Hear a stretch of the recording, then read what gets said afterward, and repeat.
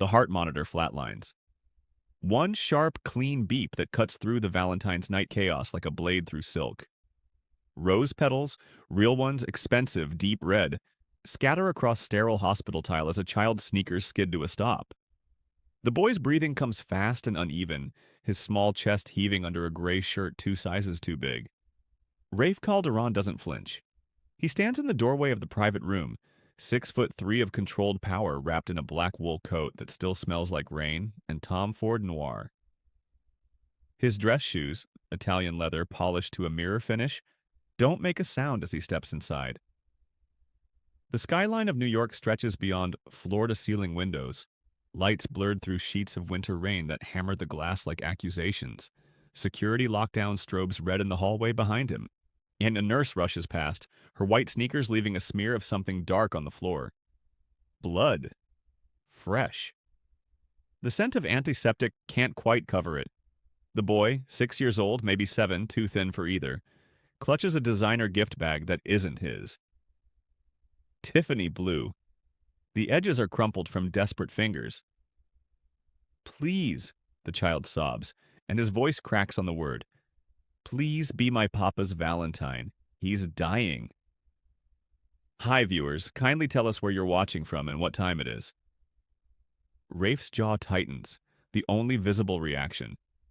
His eyes, dark brown, almost black in this light, shift to the hospital bed.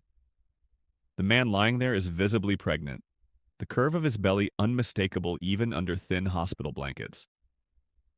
An IV drips clear fluid into his left arm. His breathing is shallow, mechanical, like his body forgot how to want air. Above the bed, a red heart-shaped balloon floats near the ceiling. There's a crack running down the center of the foil, splitting the word love into 2 pieces. The monitor beeps again. Steady now, regular. But that 1-second silence hangs in the room like a threat. Rafe steps closer. His coat brushes the edge of the bed frame. The boy moves with him, small hand still gripping Rafe's sleeve. Expensive cashmere now wrinkled and damp from tears. "What's your name?" Rafe's voice is low, controlled. Not soft, never soft, but not cruel either. "Pax," the boy hiccups. "My papa's name is Noel. Noel Ardent." Rafe knows that name. He hasn't spoken it out loud in 7 years. On the bed, Noel's eyelids flutter but don't open. His skin is too pale, the kind of bloodless white that comes from bodies giving up. And a hospital bracelet wraps his wrist, blue, indicating high-risk patient. The monitors behind him display numbers Rafe doesn't need a medical degree to understand. Blood pressure too low, heart rate erratic, oxygen saturation hovering at the edge of dangerous. Pax tugs on Rafe's sleeve again, harder this time. "Someone told me you'd come. They said you ordered this." The air in the room changes. Rafe's gaze snaps to the boy's face. Pax's eyes are too old for 6. Too knowing.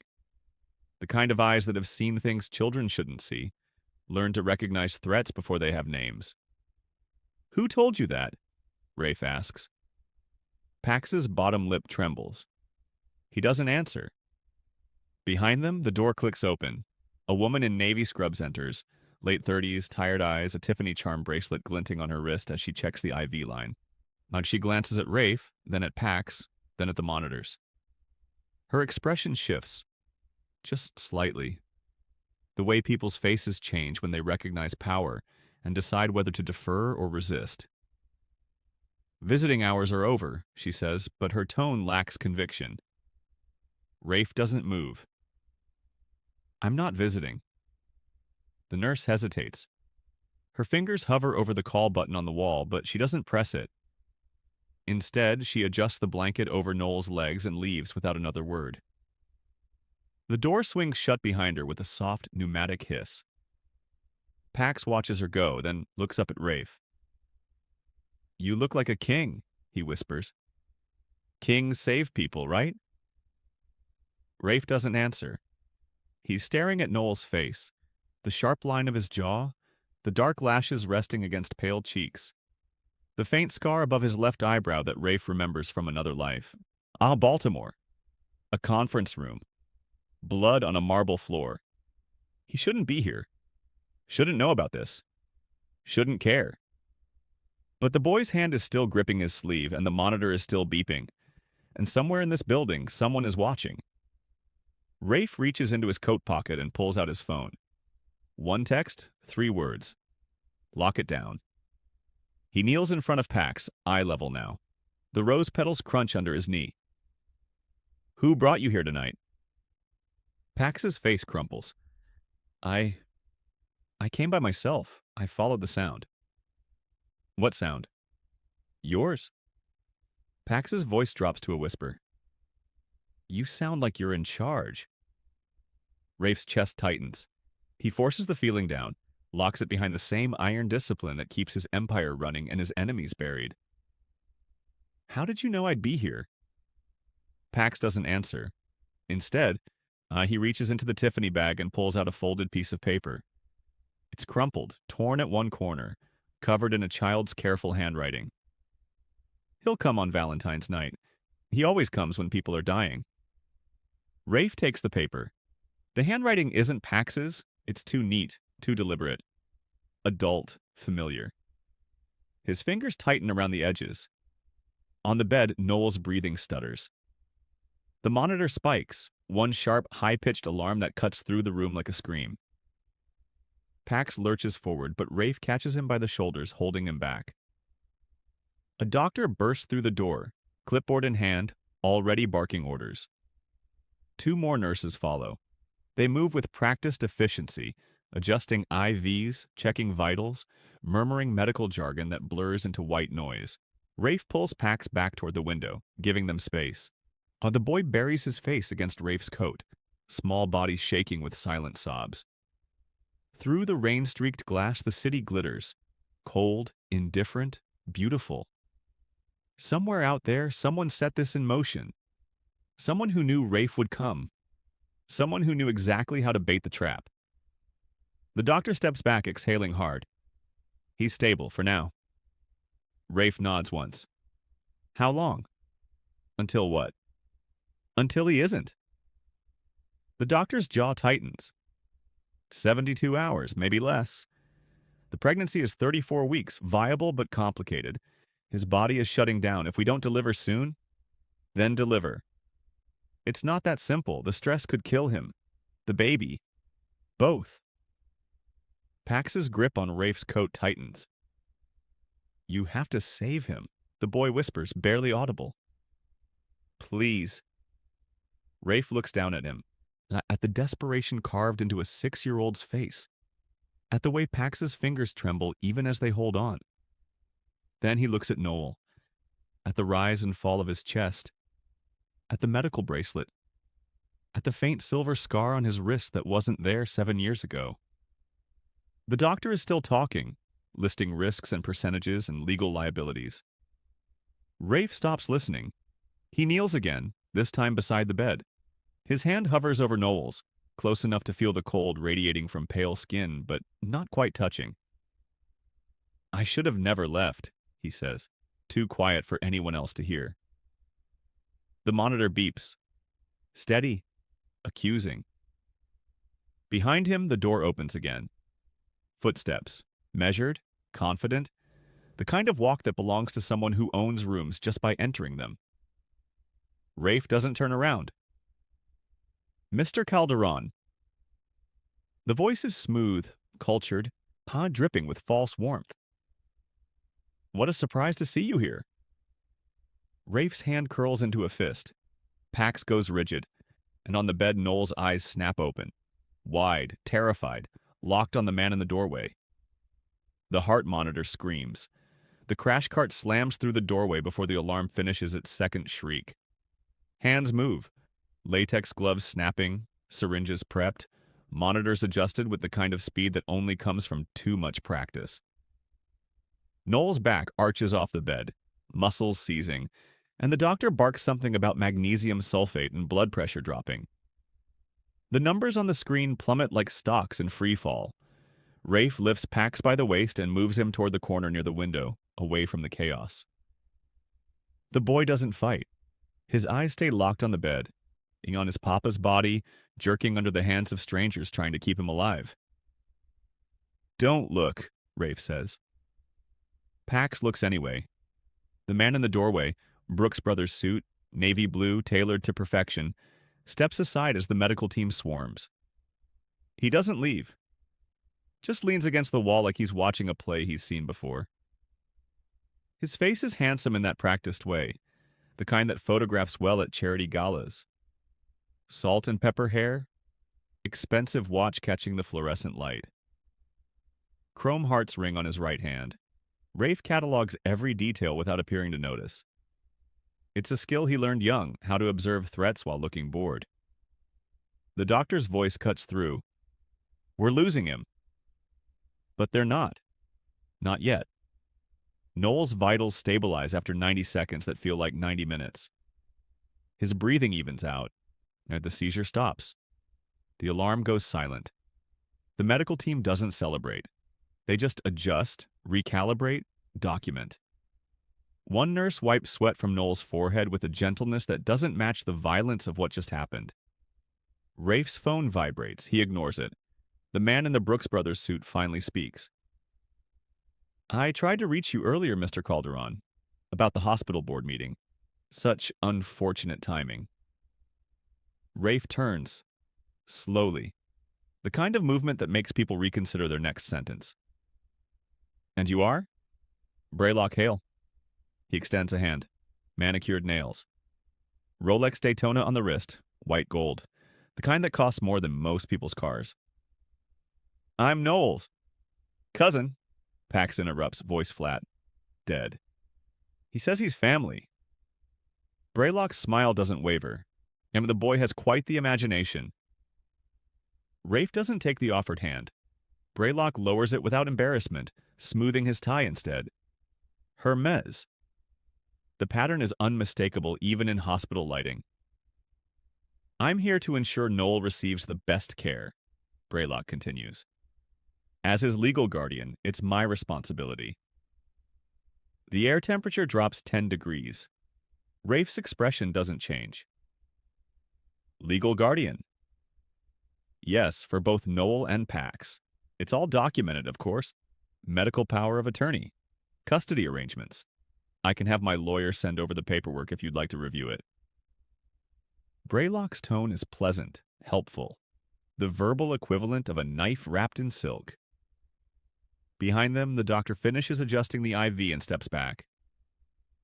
He needs rest, everyone out except immediate family. Braylock moves toward the bed. Rafe doesn't move at all. The doctor looks between them, sensing the voltage in the room but not understanding the source. I said, I heard you.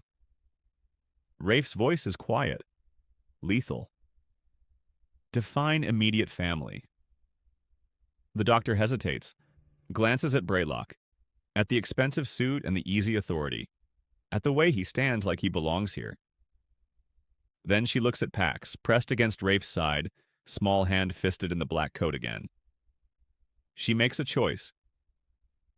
5 minutes, all of you. Then I want this room clear. Braylock nods graciously. Of course. The medical team files out. The door clicks shut.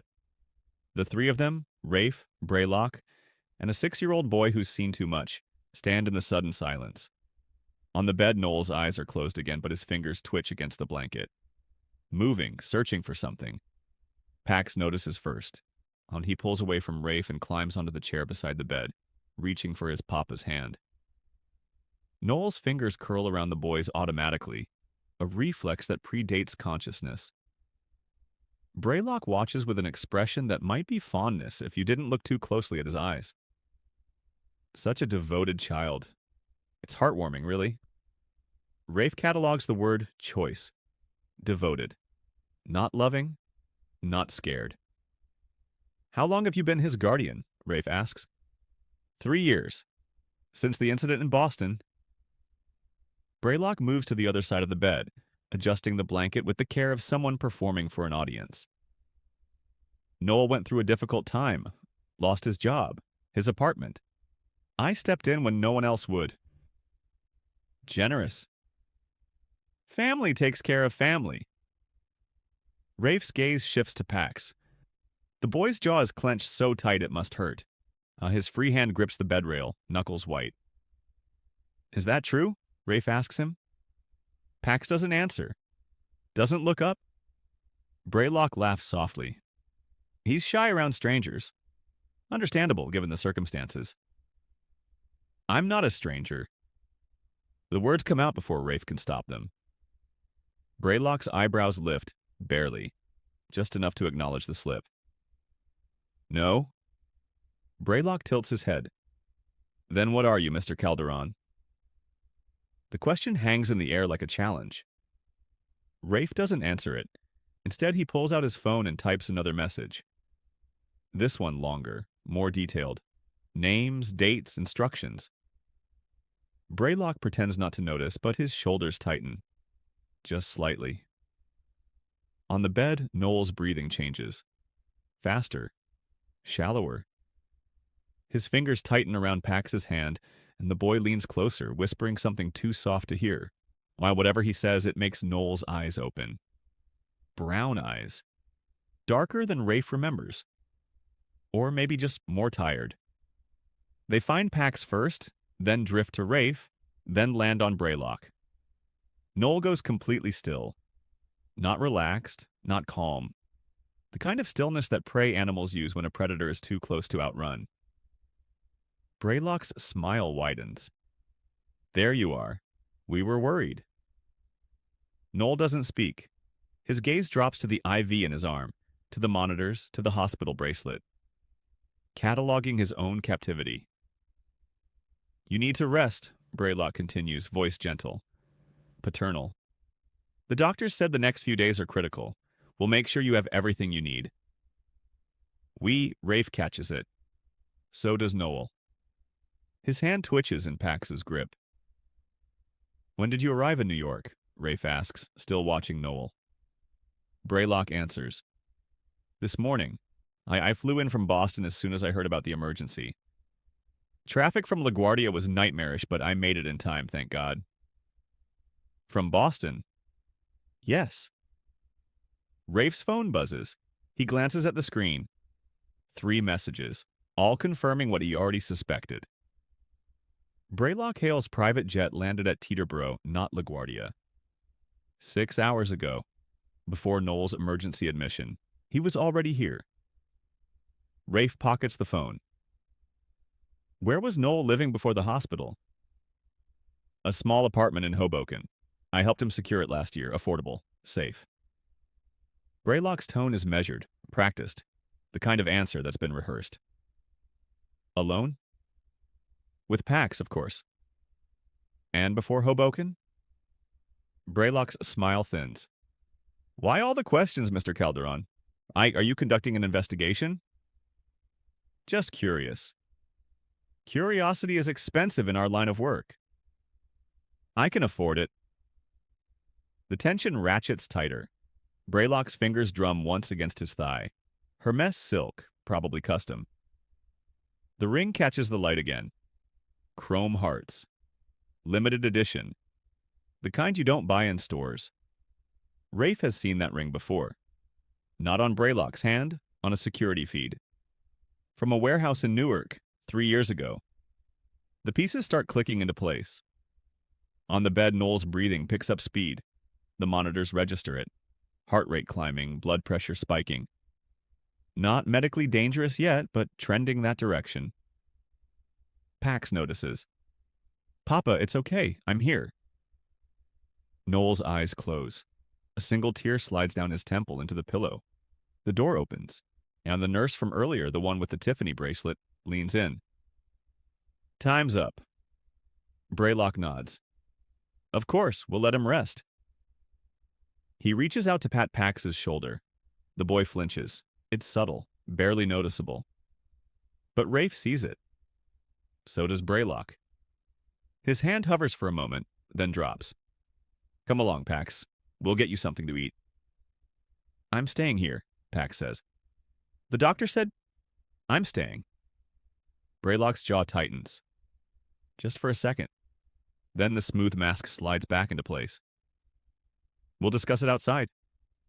He moves toward the door, expects Pax to follow. Pax doesn't move. Braylock stops, turns. His expression doesn't change, but something in the air does. A shift, like pressure building before a storm. Pax. The boy's hand tightens around Noel's. Rafe steps between them, not aggressively, just a repositioning, casual. But now Braylock would have to go through him to reach the child. The boy stays, Rafe says. Braylock's eyes narrow. With all due respect, Mr. Calderón, this is a family matter. Then it's settled.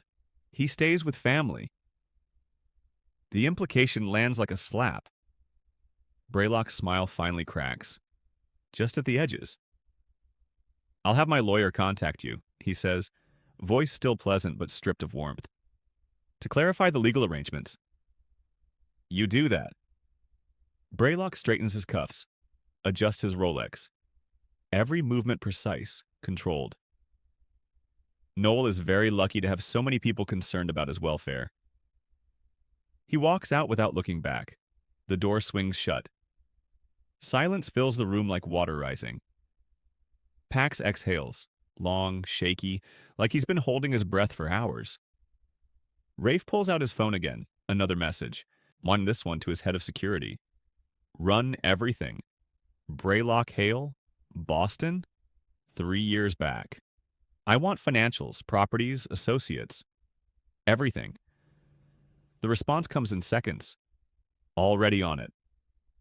Noel's eyes open again. He looks at Rafe with an expression that's equal parts terror and something else. Something that might be hope if hope didn't hurt so much.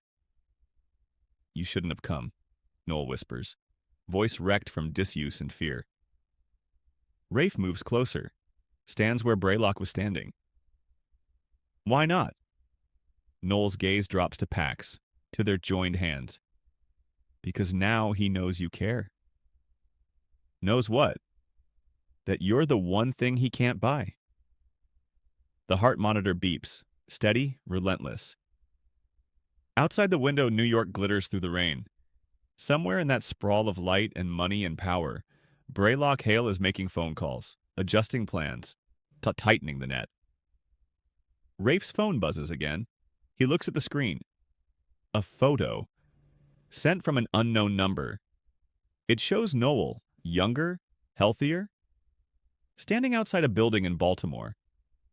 The timestamp reads 7 years ago. There's a second person in the frame, just barely visible at the edge. Rafe Calderón. The message below the photo is brief. He never told you, did he? Rafe stares at the screen. Then he looks at Noel, at the curve of his belly, at the hospital bracelet, at the way he won't meet Rafe's eyes. Told me what? Rafe asks, voice low. Noel's fingers tremble in Pax's grip. The heart monitor spikes. And somewhere down the hall, a woman screams. The scream cuts off mid-pitch, strangled into silence by something Rafe can't see from here. Security alarms blare, different from before, sharper, more urgent. Like the kind that means lockdown isn't a precaution anymore. It's a response. Pax jerks toward the door, but Rafe's hand lands on his shoulder, holding him in place. Stay here. But stay. Rafe moves to the door, cracks it open. The hallway strobes red and white, emergency lights painting everything in alternating panic. 2 security guards sprint past toward the nurse's station. Their radios crackle with overlapping voices, too distorted to parse. Behind him, Noel struggles to sit up. The motion pulls at his IV line and the monitor shrieks a warning. Pax rushes to help, small hands trying to ease his papa back against the pillows. Don't move, the boy pleads. Please don't move. Noel's breathing comes in short gasps. His hand presses against the swell of his belly, protective, instinctive. What's happening? Rafe closes the door, unlocks it. The mechanism is flimsy, meant to provide privacy, not security, but it's better than nothing. He pulls out his phone, already dialing. His head of security answers on the first ring. We've got a situation. I know, what kind?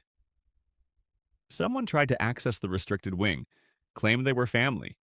When staff refused entry, they got physical. Hospital security is handling it, but what? A pause. They were asking for Noel Ardent by name? Rafe's jaw tightens. How many? Two that we've confirmed. Maybe more outside. Lock down every entrance. No one in or out without clearance from me directly. Already done. Rafe ends the call, turns back to the room. Noel is watching him with those two dark eyes, terror and resignation fighting for dominance. They're here, Noel whispers. I told you. I told you he'd... Who's here? Rafe crosses to the bed in 3 strides. Who sent them? Noel shakes his head. Not refusal, defeat. It doesn't matter, you can't stop him. Try me. You don't understand. Noel's voice cracks. He owns things. People. He owns... His breath hitches and the monitor spikes again. Numbers climbing. Heart rate pushing past safe limits. Pax grabs his papa's hand with both of his own. Papa, breathe. Like we practiced, remember? Noel tries. Fails. His chest heaves and his free hand claws at the blanket. Rafe recognizes the signs. Panic attack. The kind that can spiral into something worse, especially in someone this medically fragile. He moves without thinking, sits on the edge of the bed, places one hand on Noel's shoulder. Firm pressure, grounding, the way you'd steady a spooked horse. Look at me, Rafe says. Not a request, a command. Noel's eyes snap to his. Breathe in for 4 counts. Hold for 4, out for 4. Do it. Noel tries. The first attempt is ragged, broken by a sob. Again. This time better. The third time, his breathing evens out. Not calm, but controlled. Functional. The heart monitor drops back toward acceptable ranges, still elevated but no longer critical. The nurse bursts through the door. The lock gave way easier than it should have, clipboard in hand, ready to intervene. She stops short when she sees them, Rafe's hand on Noel's shoulder, Pax clutching his papa's hand, the monitor stabilizing. What happened? She asks. Panic attack, Rafe says. It's under control. She checks the monitors anyway, professional skepticism overriding his reassurance. But the numbers back him up. She makes a note on the clipboard. His stress levels can't keep spiking like this. It's dangerous for both him and the baby. Then keep the stress out, Rafe says. We're trying. But someone just assaulted a staff member downstairs trying to force their way up here. If this continues, it won't. The nurse looks like she wants to argue. Instead, she adjusts Noel's blanket and checks the IV line. I'll need to increase the magnesium drip, and we should discuss moving him to the ICU. No. Noel's voice is stronger now. No ICU? Mr. Ardent, you're at 34 weeks with severe preeclampsia. Your blood pressure is barely controlled. If we don't... I said no. The nurse's lips thin. I'll get the attending. She leaves. The door swings shut behind her, and this time Rafe doesn't lock it. No point. If someone wants in badly enough, a door won't stop them. He pulls out his phone again, opens the photo that was sent earlier, studies it. 7 years ago. Baltimore. He remembers that day. The acquisition, the late-night meeting, the way Noel had looked across the conference table with those same dark eyes, trying so hard to appear competent and failing only because he was too kind for that room. Rafe had noticed him then, filed the observation away as irrelevant. That was the mistake. When were you going to tell me? Rafe asks, voice low. Noel doesn't answer. Pax looks between them, confusion clear on his face. Tell you what. Rafe shows him the phone. Recognize this? Pax squints at the screen, shakes his head. Noel closes his eyes. Don't. Don't what? Don't ask questions? Don't connect the dots? Rafe's voice hardens. Someone just sent me a photo from 7 years ago. The same night we first met. The same night I pulled you out of a trap set by people who wanted to use you as leverage. And now you're here, pregnant, dying, and a man who claims to be your legal guardian is circling like a vulture. So I'll ask again. When were you going to tell me? Tell you what? Noel's eyes open. They're wet, but no tears fall. That I ran? That I hid? That I spent 7 years looking over my shoulder because I knew eventually someone would figure out you cared, and that would make me a target? I didn't. Yes, you did. Noel's voice is fierce now, cutting through Rafe's denial. You cared enough to pay my debts, to clean up the mess, to make sure I disappeared safely. And then you left, and I thought that meant I was safe. That if you didn't stay, they'd think you didn't care. They who? Noel looks away. Everyone. The monitor beeps, steady, accusing. Pax's hand tightens around his papa's. The bad man with the ring, he says quietly. He came after we moved to Hoboken. Said he was helping, but he wasn't. Rafe kneels beside the chair so he's eye level with the boy. What did he do? Pax's bottom lip trembles. He gave Papa medicine. Said it would help with the baby. But after, Papa got sicker. Cold certainty settles in Rafe's chest. What kind of medicine? Pills, white ones. Papa took them every night. Rafe looks at Noel. Do you still have them? Noel shakes his head. Braylock took the bottle last week. Said the prescription needed to be refilled. Did you refill it? I couldn't. The pharmacy said there was no record of it ever being prescribed. Rafe's phone is already out, already typing. He sends a message to his security team. Check Noel Ardent's medical records. Cross-reference any medications prescribed in the last 6 months. I need a full toxicology workup. The response is immediate. On it. He stands, paces to the window. The rain has stopped, leaving the city slick and gleaming under streetlights. Somewhere out there, Braylock is regrouping, adjusting strategy. Men like him always have a contingency plan. The doctor said your pregnancy is 34 weeks, Rafe says, not turning around. When did it start? Silence. He turns. Noel is staring at his hands, at the IV line, at anything but Rafe. Noel. March, Noel whispers. Last March. Rafe does the math. 9 months ago, which means his phone buzzes. He looks at the screen. Another message. This one from his lawyer. Found something. Braylock Hale. Legal guardian status granted in Massachusetts family court. 3 years ago. Same month Noel Ardent lost his job in Boston. Rafe types back. What grounds? The response takes longer this time. When it comes, it's a scanned document. Legal paperwork. Dense, formal language that boils down to one brutal fact. Noel signed over guardianship of himself and Pax to Braylock Hale in exchange for debt forgiveness and protection. The signature at the bottom is shaky, rushed, desperate. Rafe scrolls down. There's a second clause. Buried in the legalese, easy to miss if you're not looking for it.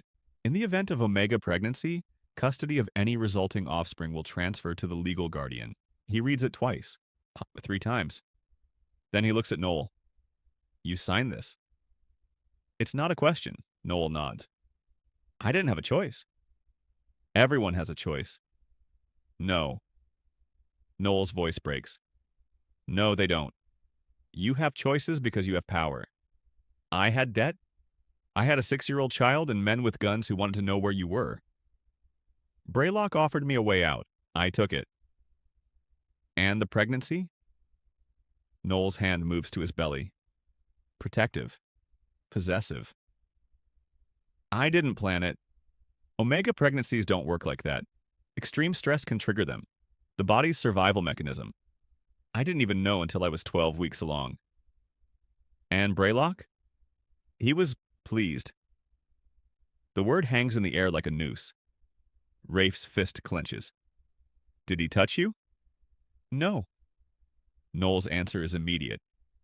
Never. He's not interested in that. He's interested in leverage. The baby! Yes. Pax makes a small sound, not quite a whimper. Rafe looks at him. The boy's face is pale, his eyes too wide. What does that mean? Pax asks. Leverage? Noel pulls him closer. It means nothing. It doesn't matter. It means, Rafe says, voice hard, that Braylock plans to use the baby to control something, or someone. Noel flinches. Don't. Don't what? Don't state the obvious? Don't give him hope. Noel's eyes finally meet Rafe's. You can't fix this. You can throw money at it, send lawyers, use all your power and connections, and it won't matter because on paper I gave him permission. On paper, this baby is his the moment it's born. The heart monitor spikes again. The nurse will be back soon. Maybe with the attending this time. Maybe with security to force the ICU transfer. Rafe's phone buzzes. He ignores it. Who's the father? He asks. Noel goes completely still. Pax looks up at his papa, then at Rafe, then back again. Something shifts in the boy's expression. Understanding dawning.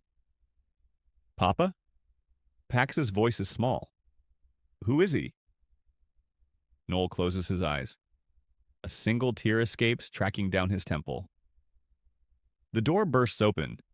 Not the nurse this time. A man in a white coat, the attending physician based on the way he carries himself. He's holding a tablet, already pulling up charts. Mr. Ardent, we need to talk about your labs. Rafe doesn't move. What about them? The doctor glances at him, clearly weighing whether to demand he leave. Something in Rafe's expression makes him reconsider. Your liver enzymes are elevated, significantly, and your platelet count is dropping. Combined with the blood pressure issues? He hesitates. We need to deliver, tonight. Noel's breath catches. No, it's too early. 34 weeks is viable, the NICU is prepared. If we wait... How long do I have? Noel interrupts. The doctor's jaw tightens. Hours, maybe a day. Your body is shutting down. Pax makes a sound like a wounded animal. Rafe's hand lands on the boy's shoulder, steadying him. And if you deliver? Rafe asks. Best case, both survive. Mother needs intensive care for weeks. Baby needs NICU support until development catches up. The doctor pauses. Worst case? Don't, Noel whispers. The doctor's expression softens. I need consent for an emergency C-section. No. Mr. Ardent, I said no. Then you're sentencing both of you to death. The words land like bullets. Pax flinches. Noel's breathing picks up speed, and the monitor screams its warning. Rafe moves, fast. He's beside the bed before the doctor can react, one hand on Noel's chest, applying gentle pressure. Breathe, he says. 4 counts, you remember. Noel tries, fails, tries again. The doctor watches, clearly torn between medical protocol and the reality that Rafe is somehow more effective than medication. If you don't consent, the doctor says quietly, I can petition for a court order. Given the circumstances, it would be granted. No court in the state would grant that in time, Rafe says, not looking away from Noel. You'd need 48 hours minimum. You said he has less than a day. The doctor's silence confirms it. Noel's breathing steadies. Barely. His hand finds Rafe's wrist, fingers curling around it with desperate strength. Please, Noel whispers. Don't let him take the baby. I won't. You can't stop him. The paperwork. Paperwork can be challenged. Guardianship can be revoked. Contracts can be broken. Rafe's voice is hard, certain. But first, you have to survive. And if I don't, you will. How do you know? Rafe looks at him.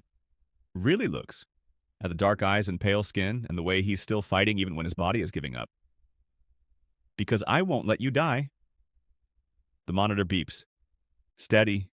Relentless. The doctor clears his throat.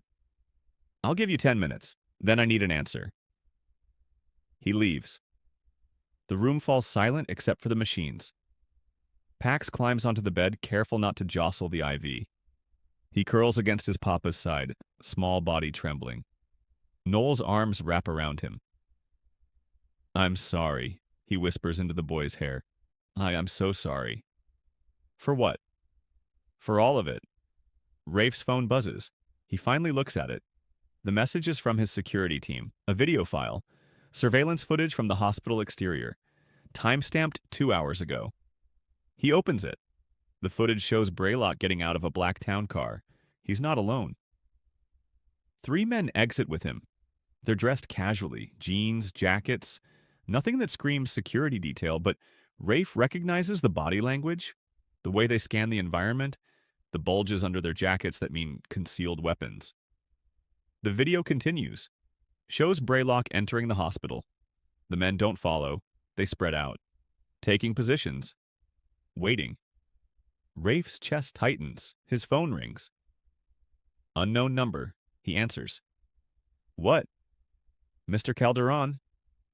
Braylock's voice is smooth as ever. "I hope I'm not interrupting." "What do you want?" "To make things easier for everyone involved. I know you're concerned about Noel. Admirable, truly. But this situation is more complicated than you realize." "Try me." "The child, the one Noel is carrying, legally becomes my ward the moment it's born. I have documentation, court orders, everything necessary to ensure a smooth transition." "Transition?" "Of custody. It's all very civilized." A pause. "Unless you force it to become uncivilized." Rafe's jaw clenches. "Is that a threat?" "It's a clarification. I've invested 3 years in Noel's well-being. I don't intend to lose that investment now." "He's not an investment. He's a person. And persons have debts, obligations. Noel understands this. I suggest you do the same." Another pause. "Oh, and Mr. Calderón? The men outside aren't there to cause trouble. They're simply insurance. In case someone tries to remove Noel from the hospital without proper authorization." The call ends. Rafe looks at Noel. At the IV. At the monitors. At the locked door that wouldn't hold against a determined toddler, much less trained security. "We need to move you," Rafe says. Noel shakes his head. "I can't. The doctors want you in the ICU anyway. We'll just choose a different hospital." He'll follow. "Let him try." Noel's hand tightens around Pax. "You don't understand. If you take me, he'll use it against you. Against both of us. He has lawyers, judges, connections. So do I. Not like his." Rafe's phone buzzes again. Another message. This one from his lawyer. "Just got served. Braylock Hale is filing for emergency custody. On hearing scheduled for tomorrow morning. 9 a.m. Rafe stares at the screen. Then he looks at the window. At the city beyond. At the rain starting again. Soft drops against glass. He makes a decision. "Pax," he says. "Come here." The boy slides off the bed, approaches cautiously. Rafe kneels. Eye level. "I need you to be brave. Can you do that?" Pax nods. "Good. In about 5 minutes, some people are going to come into this room. They're going to want to take your papa somewhere. I need you to stay calm and do exactly what they say. Can you do that?" Pax's eyes widen. "Are they bad people?" "No, they're mine." Understanding flickers across the boy's face.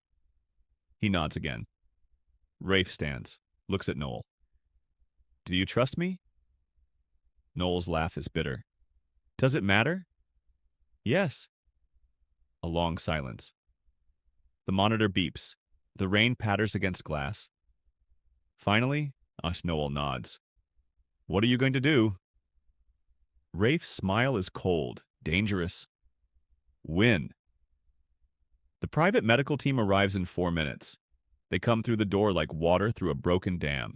Efficient, silent, practiced. 2 nurses, 1 doctor, a security specialist who positions himself at the entrance. They wear scrubs that could belong to any hospital staff, but the equipment they carry is different. Portable monitors, a transport incubator, Medical bags that cost more than most people's monthly rent. The attending physician rushes in 30 seconds later, clipboard raised like a weapon. What is this? Who authorized? I did. Rafe doesn't look at him. He's watching the team work, transferring Noel's IV lines to portable pumps, checking vitals, documenting everything with the kind of precision that comes from having unlimited funding and zero patience for mistakes. You can't just remove a patient. I can, and I am. Rafe finally turns. Unless you'd prefer to explain to your board why you let a high-risk Omega die on your watch when transfer to a better-equipped facility was offered. The doctor's face flushes. This is one of the best hospitals and the one we're going to is better. Rafe's tone leaves no room for argument. You have two choices. Sign the transfer paperwork and maintain your facility's reputation, or refuse and deal with the lawsuit when he codes because you prioritized ego over patient care. The doctor's jaw works. He looks at Noel at the monitors showing numbers that haven't improved despite hours of treatment. I got the team already preparing for transport. He signs. Rafe's phone is already out. Ground floor, east service entrance, 3 minutes. His head of security responds immediately. Ambulance ready, route cleared. Pack stands frozen by the bed, watching the organized chaos with wide eyes. Rafe crosses to him, crouches down. Remember what I said. Stay calm, stay close. Where are we going? Somewhere safe. What about the bad man? He won't follow where we're going. How do you know? Rafe's smile is sharp. Because he won't get the chance. The transfer team has Noel on a gurney now, IV bags hanging from portable poles, monitors still beeping their steady rhythm. One nurse adjusts the blanket over his swollen belly while another checks the oxygen line. Noel's eyes find Rafe's. This is insane. Probably. He'll fight you. Good. I fight better than I talk. The corner of Noel's mouth twitches. Not quite a smile. I forgot that about you. What?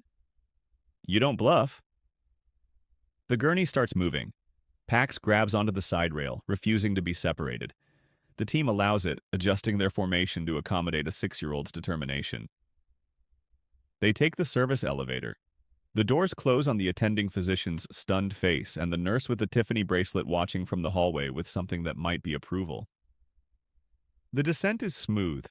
40 seconds of fluorescent lights and recycled air, and the steady beep of medical equipment. Pax counts under his breath. 1, 2, 3. Like he's done this before. Like he's practiced staying calm during escapes. The thought makes Rafe's chest tight. Ground floor. Now the doors open to a maintenance corridor painted industrial beige. His security team is waiting. 6 men in dark suits positioned at intervals that suggest military training. They fall into formation around the gurney without needing orders. Through the service entrance. Cold February air hits like a fist. The ambulance waits exactly where it's supposed to. Back doors open, interior lights revealing state-of-the-art medical equipment. Not a standard emergency vehicle. A mobile ICU. The transfer team loads Noel with practiced efficiency. Pax climbs in after, refusing to let go of the gurney's rail. One of the nurses, an older woman with kind eyes, settles him on a fold-down seat and buckles him in. Rafe is about to follow when his phone rings. Braylock, he answers. Yes. That was impressive. Braylock's voice is calm, almost amused, but pointless. We'll see. You can run all over the city, Mr. Calderón. It won't change the law. Tomorrow morning, a judge will grant my petition, and then Noel will be returned to my care, along with the child. The child hasn't been born yet. A technicality. Technicalities matter in court. So do signed contracts, medical power of attorney, 3 years of documented guardianship. Braylock pauses. Did Noel tell you why he signed those papers? Rafe doesn't answer. He was in debt. Serious debt. The kind that gets people hurt. I offered him a clean slate, protection, a chance to rebuild his life. All he had to do was accept my help. Another pause. And he did, willingly. Under duress. Prove it. The ambulance engine starts. Through the open doors, Rafe can see Noel on the stretcher, eyes closed, in one hand resting on his belly. Pack sits beside him, small and terrified and trying so hard to be brave. I'll see you in court, Rafe says, and ends the call. He climbs into the ambulance, the doors slam shut. They pull away from the hospital with lights flashing, but no sirens. Fast, but not conspicuous. Noel's eyes open. Where are we going? New Jersey. Private facility in Princeton. Medical staff I've worked with before. No public records. No hospital board to pressure. No bureaucracy. You can't keep me hidden forever. I don't need forever. I need 48 hours. The nurse checking Noel's vitals glances at Rafe. His blood pressure is still elevated. Stress isn't helping. I know. Rafe moves to the bench opposite Pax, positioning himself where Noel can see him without straining. Now, which is why we're going to fix the stress problem. How? Noel's voice is flat, defeated. You heard him. He has everything documented, signed papers, court orders. Signed under duress, which we can't prove. Yet. Noel's laugh is bitter. You're not listening. There is no yet. I signed those papers 3 years ago because men with guns were asking about you. About where you went. About how to find you. And Braylock offered me a deal. Sign over guardianship, disappear, and he'd make sure they never found me. Never found you. The ambulance hits a pothole. Equipment rattles. The nurse steadies an IV bag. Rafe leans forward. What men? I don't know their names. Just that they worked for someone you put in prison. Someone who wanted payback. Describe them. Does it matter? They're gone now. Braylock made sure of that. How? Noel looks away. I don't ask questions I don't want answered. Pax's small voice cuts through. The bad smell man made them go away. Everyone looks at him. What? Rafe asks. Pax fidgets with the seatbelt. When we lived in the apartment with the red door, before Hoboken, men used to wait outside. Papa said they were friends, but they weren't. He pauses. Then the bad smell man came, and after, the men stopped waiting. Noel's face goes pale. Pax, don't... He gave them money. I saw through the window. Lots of money. And they left. Silence. The nurse pretends to focus on the monitors. The ambulance driver keeps his eyes on the road. But everyone is listening. Rafe's voice is careful, controlled. When was this? After Christmas. The one with the tree that fell over. Noel closes his eyes. 3 years ago. And Braylock paid them off. Yes? With whose money? Noel doesn't answer. Rafe's phone is already out. He types fast. Trace financial transactions. Braylock hail to unknown recipients. 3 years ago? December through January. The response comes quickly. That's a lot of ground to cover. What am I looking for? Large cash payments, off-book transactions, anything that looks like payoff money. Might take time. You have 12 hours. He pockets the phone. Looks at Noel. What did he ask for in return? What do you always ask for? Noel's hand moves to his belly. Leverage. Against who? Anyone who matters. Anyone with power. Anyone he might need to control someday. Noel's eyes open. They're wet but fierce. He's been planning this for 3 years, waiting for the right moment. The right pregnancy. Why you? Because I'm connected to you. Because omega pregnancies are rare. Because he knew eventually I'd either come to you or you'd come to me. And when that happened, he'd have leverage over both of us. Noel nods. The ambulance turns. Through the small windows, Rafe can see they're on the highway now. Traffic is light at this hour. They'll be in Princeton in 40 minutes. Pax leans against his papa's arm, careful not to jostle the IV. Are you going to be okay? Noel manages a smile. Yes, baby. Promise? I promise. It's a lie. They both know it. But sometimes lies are kinder than truth. The nurse speaks up. We need to talk about delivery options. Noel tenses. No. Mr. Ardent, your body can't sustain this pregnancy much longer. The facility we're going to has an excellent NICU. But I said no. Then you're choosing to die. Maybe that's easier. Pax makes a sound like he's been hit. Noel immediately pulls him closer. I didn't mean... Yes, you did. Pax's voice is small but steady. You think if you die, the bad smell man can't hurt us anymore. Pax. But he can. He'll take the baby. And then he'll take me. Because the paper says so. Noel's face crumples. I won't let that happen. How? If you're dead? The question hangs in the air, brutal in its simplicity. Rafe watches them, mother and son, Omega and child, both trapped by signatures on paper and debts paid in blood. His phone buzzes. He glances at it. A message from his lawyer. Found something. Braylock's guardianship petition. There's a clause. Hidden in subsection 7.3. Rafe opens the attachment. Legal document. Dense text. He scans quickly. Ash looking for... There. In the event of Omega pregnancy, custody of resulting offspring transfers to legal guardian upon birth, OR upon Omega's demonstrated inability to provide adequate care. He reads it again. Slower. Demonstrated inability.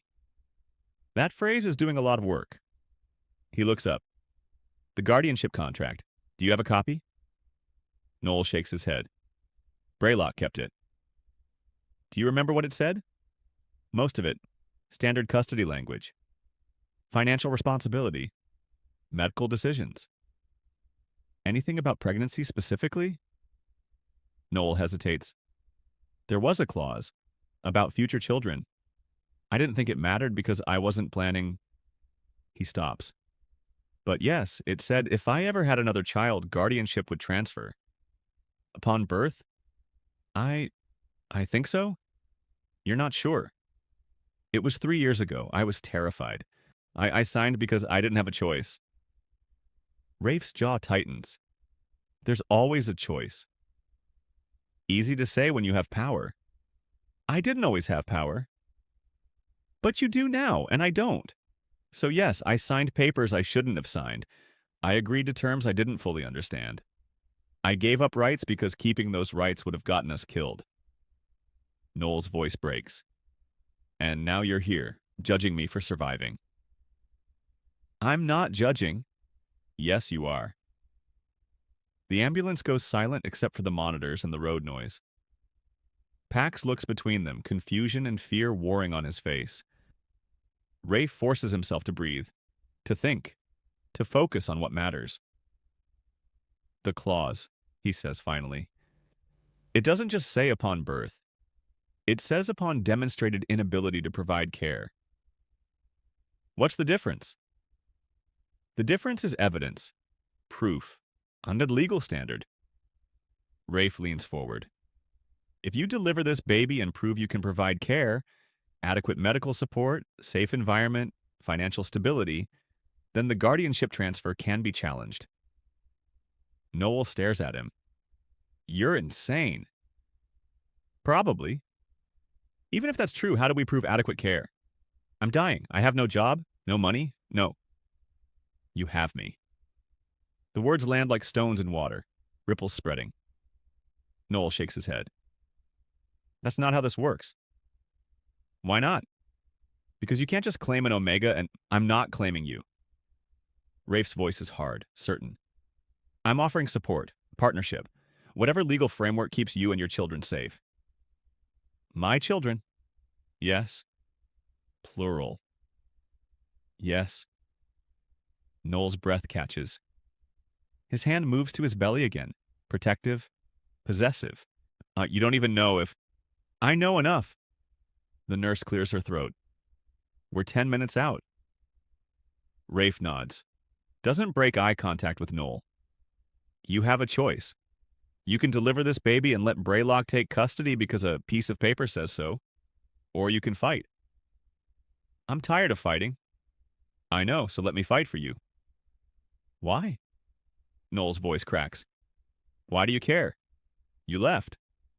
7 years ago you left, and I never heard from you again. So why now? Rafe doesn't have a good answer. Or maybe he has too many answers, none of them simple. Because I should have stayed, he says finally. And I can't fix that. But I can fix this. Noel's eyes search his face, looking for the lie. The angle. The ulterior motive. He doesn't find it. If I do this, Noel whispers, if I let you help, he'll come after you. Now Braylock doesn't lose gracefully. Neither do I. He has resources, connections, judges in his pocket. So do I. It's not the same. You're right, it's not. Rafe's smile is cold. Because when I go to war, I don't stop until the other side surrenders. Or dies. The ambulance slows. Turns. Gravel crunches under tires. Through the windows, Rafe can see the facility. Modern, low profile, surrounded by trees. No signs, no public markers. Just a driveway and a building that could be anything from the outside. Inside, it's a fortress. The ambulance stops. Back doors open. Cold air rushes in. The transfer team moves fast, unloading Noel's gurney, wheeling him toward the entrance where more medical staff wait. Pax stays glued to his papa's side, small hand wrapped around the rail. Rafe follows. His phone buzzes as they enter the building. A message from his security team. Braylock's men are at the hospital. They know he's gone. Searching now. Rafe types back, let them search. Inside, the facility is exactly what he paid for. State-of-the-art equipment, private rooms, staff who don't ask questions. They take Noel to a suite on the second floor, all windows and soft lighting and medical equipment disguised as furniture. The head physician, a woman in her 50s with sharp eyes and steady hands, does a quick assessment, checks vitals, reviews the transfer notes. Preeclampsia, 34 weeks, elevated liver enzymes. She looks at Noel. You should be in surgery right now. I know, Noel says, but you're refusing. For now. The doctor's gaze shifts to Rafe. And you're okay with this? No, but it's not my choice. She nods, accepting that. Then we stabilize. Buy time. Yeah, hope his body holds out long enough for the baby to develop further. She pauses. But if he crashes, I'm delivering, consent or not. Noel opens his mouth to argue. Non-negotiable, the doctor says. You can refuse elective surgery. You can't refuse life-saving intervention. Noel closes his mouth. The medical team settles in. 4 lines adjusted. Monitors recalibrated. A nurse brings warm blankets and adjusts the bed angle to reduce swelling.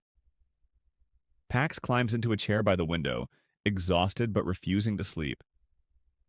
Rafe steps into the hallway, pulls out his phone, dials his lawyer. Tell me you have something, Rafe says when she answers. Maybe. The guardianship contract? There's an out clause. What kind of out clause? If Noel can prove coercion, the contract is void. But the standard of proof is high. We'd need evidence of threats, financial manipulation, witnesses. What about the men Braylock paid off? The ones who were threatening Noel? If we can find them and get them to testify, that could work, but what? But people who take payoff money don't usually testify against the person who paid them. Rafe's jaw clenches. Find them anyway. That's not find them. Offer whatever it takes. Witness protection, money, new identities, I don't care. Just find them. A pause. You're serious. When am I not? She sighs. I'll start digging, but Rafe, the hearing is tomorrow morning. Even if we find these men tonight, there's no way to get them to court by 9 a.m. Then get a continuance. On what grounds? New evidence. We don't have evidence yet. We will. He ends the call, looks back through the window into Noel's room. The Omega is asleep now, eye exhausted from the transfer. Pax sits by the bed, one small hand resting on his papa's arm. Rafe's phone buzzes again. Another message from his security team. Found the men, 3 of them. Currently residing in Newark. Low-level enforcers, criminal records, willing to talk for the right price. Rafe types, bring them in. Tonight. They might not come willingly, then make them willing. He pockets the phone, walks back into the room. The doctor is updating charts, her expression professionally neutral, but her body language tense. How long? Rafe asks quietly. Until what? Until his body gives out. She hesitates. 24 hours. Maybe 48 if we're lucky and aggressive with treatment. And the baby? Every day helps, but honestly, 34 weeks is viable. NICU outcomes are good. If we deliver now, he won't consent. Then we're gambling with 2 lives.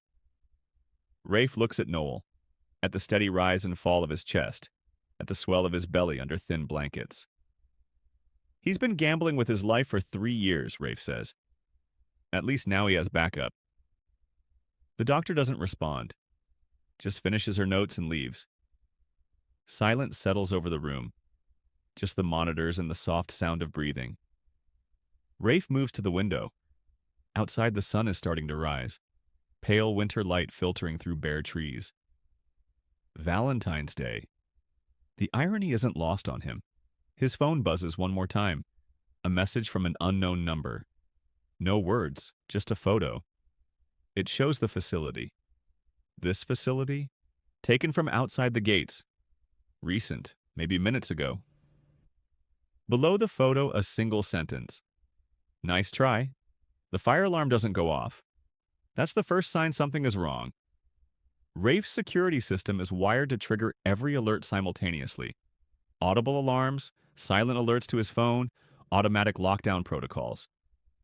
But his phone stays silent except for that one message, that one photo proving Braylock knows exactly where they are. Rafe moves fast, crosses the room in 3 strides, checking the door lock. Secure. Then the windows. 2nd floor, reinforced glass, no external fire escape. Defensible, but not ideal. The doctor appears in the doorway, tablet in hand. We have a problem. I know. No, a different problem. She turns the tablet to show him. Medical chart, Noel's labs, red flags everywhere. His platelet count just dropped below 50,000. That's HELP syndrome territory. His liver is failing. Rafe's chest tightens. Now, what does that mean? It means we're out of time. If we don't deliver in the next few hours, he'll stroke out or hemorrhage. Or both. Pax stirs in his chair, woken by their voices. His eyes go immediately to his papa, checking. Always checking. Noel is still asleep. For now. How long do we have? Rafe asks. To deliver? 4 hours. Maybe 6 if his body cooperates, which it won't. And if we deliver now? 90% chance both survive. NICU stay for the baby. Intensive care for Noel, but survivable. She pauses. If we wait, that percentage drops every hour. Rafe's phone buzzes. He glances at it. Another message from his security team. 3 subjects acquired. En route to your location. ETA 20 minutes. He types back, change of plans. Take them to the alternate site. I'll meet you there. What about the facility? I'd lock it down. No one in or out except medical staff I've personally cleared. Understood. The doctor is still watching him. What's happening? Nothing you need to worry about. This is my facility. If there's a security threat... There isn't. Not anymore. Rafe looks at Pax. The boy is pale, scared, trying to be brave. I need you to do something for me. Pax nods. Stay here. Stay with your papa. If anyone you don't recognize tries to come in this room, you hit that button. Rafe points to the nurse call button mounted on the wall. You hit it, and you don't stop hitting it until someone from my team responds. Understand? Where are you going? To fix this. How? By doing what I should have done 3 years ago. Noel's eyes flutter open. He's groggy, disoriented, but aware enough to track the conversation. Don't. Rafe turns. Don't what? Don't go after him. That's what he wants. He's baiting you. I know. Then why? Because bait only works if the trap isn't strong enough to hold what it catches. Rafe crosses to the bed, kneels so they're eye level. I'm not walking into anything blind, but I am ending this. Tonight. He'll kill you. He'll try. Noel's hand shoots out, grabs Rafe's wrist. The grip is weak, trembling, but desperate. Please, just let the lawyers handle it. Let the system. The system gave him guardianship papers. The system is why you're dying right now instead of getting the medical care you need without looking over your shoulder. Rafe's voice is hard but not unkind. I tried playing by the rules. The rules are rigged. So you're just going to, what? Kill him? If necessary. Noel's breath catches. You can't. If you kill him, you'll go to prison. And then who protects us? It's a fair question. Rafe doesn't have a good answer. His phone buzzes again. This time it's his lawyer. Got the continuance. Hearing postponed 48 hours. Judge wasn't happy but accepted the new evidence argument. Small victory. Buys them time. Not much, but some. Rafe stands. I'll be back in 3 hours. Rafe? 3 hours. The doctor will keep you stable. Pax will stay with you. My security team has this building locked down tighter than a federal prison. He pauses at the door. And when I get back, we're delivering that baby. Consent or not. Noel's face goes white. You can't. Watch me. Rafe leaves before Noel can argue further. The hallway is empty except for 2 of his security team positioned at strategic intervals. They nod as he passes. Oh, no words necessary. Outside, the cold hits like a fist. February in New Jersey.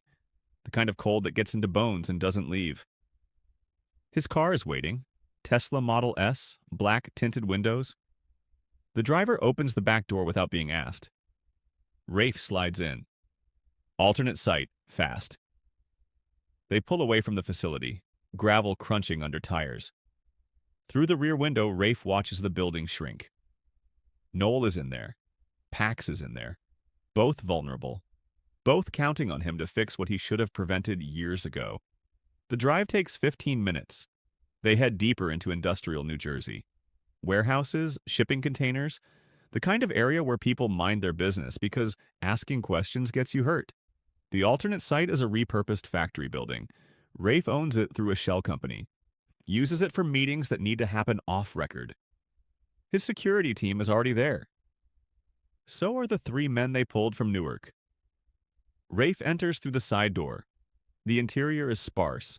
Concrete floors, exposed beams, folding chairs arranged in the center under harsh fluorescent lights. The 3 men sit in those chairs, hands zip-tied, not hurt but definitely aware they're not leaving until Rafe says so. His head of security, a man named Marcus, ex-military, loyal to a fault, approaches. They're cooperative, for now. Good. Rafe studies the men. All 3 look exactly like what they are. Low-level muscle. The kind who take cash jobs and don't ask questions because questions reduce profit margin. He pulls up a chair, sits facing them, eye level, casual. Names, he says. The one on the left answers first. Deshaun. Middle. Terrell. Right. Jay. Good. Now that we're acquainted, 3 years ago you were hired to find me. Someone wanted to know where I was, what I was doing, who I cared about. You followed Noel Ardent. Threatened him. Threatened his kid. Then someone paid you to disappear. I want names. Deshaun and Terrell exchange glances. Jay stares at the floor. We don't know names, Deshaun says finally. Just a guy who paid cash. Describe him. White dude, fancy suit, talked like he owned the world. Braylock Hale. Deshawn shrugs. Didn't give a name, just money. How much? 50 grand, each. Rafe's jaw tightens. And what did he pay you to do? Stop looking for you. Stop bothering the Omega and his kid. Forget we ever took the job. Who hired you originally? Silence. Or Rafe leans forward. I'm going to ask one more time. Who hired you to find me? Jay finally looks up.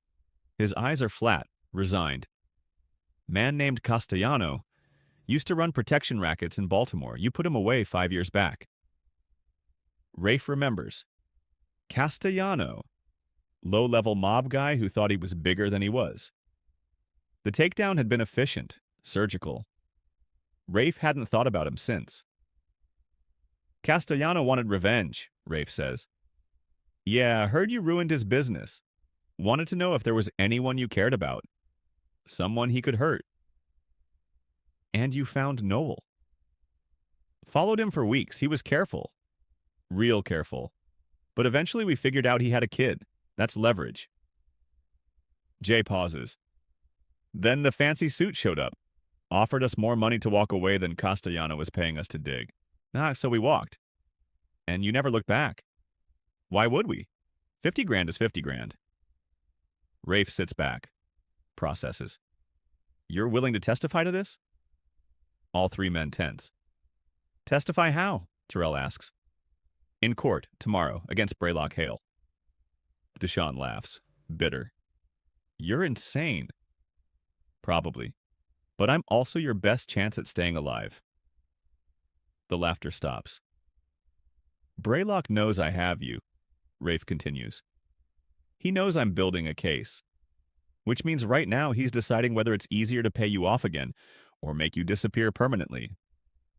My offer is simple. Testify and I make sure you disappear the safe way.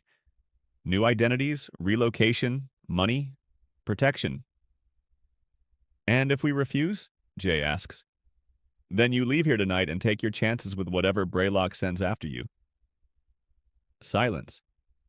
Marcus leans against the wall, arms crossed, watching. He knows how this plays out. They all do.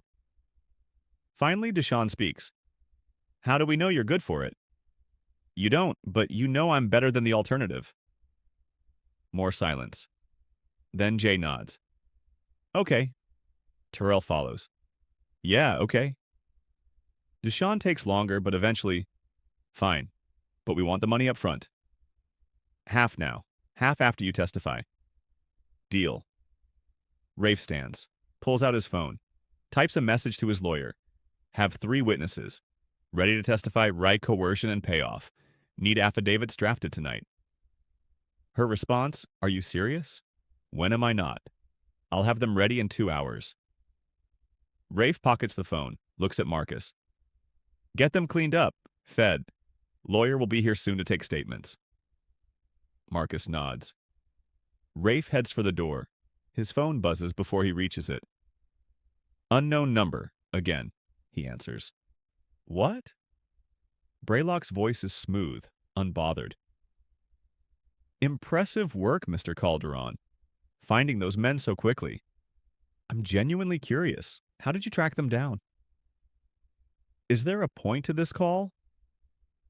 Just wanted to congratulate you on your resourcefulness and remind you that testimony can be unreliable.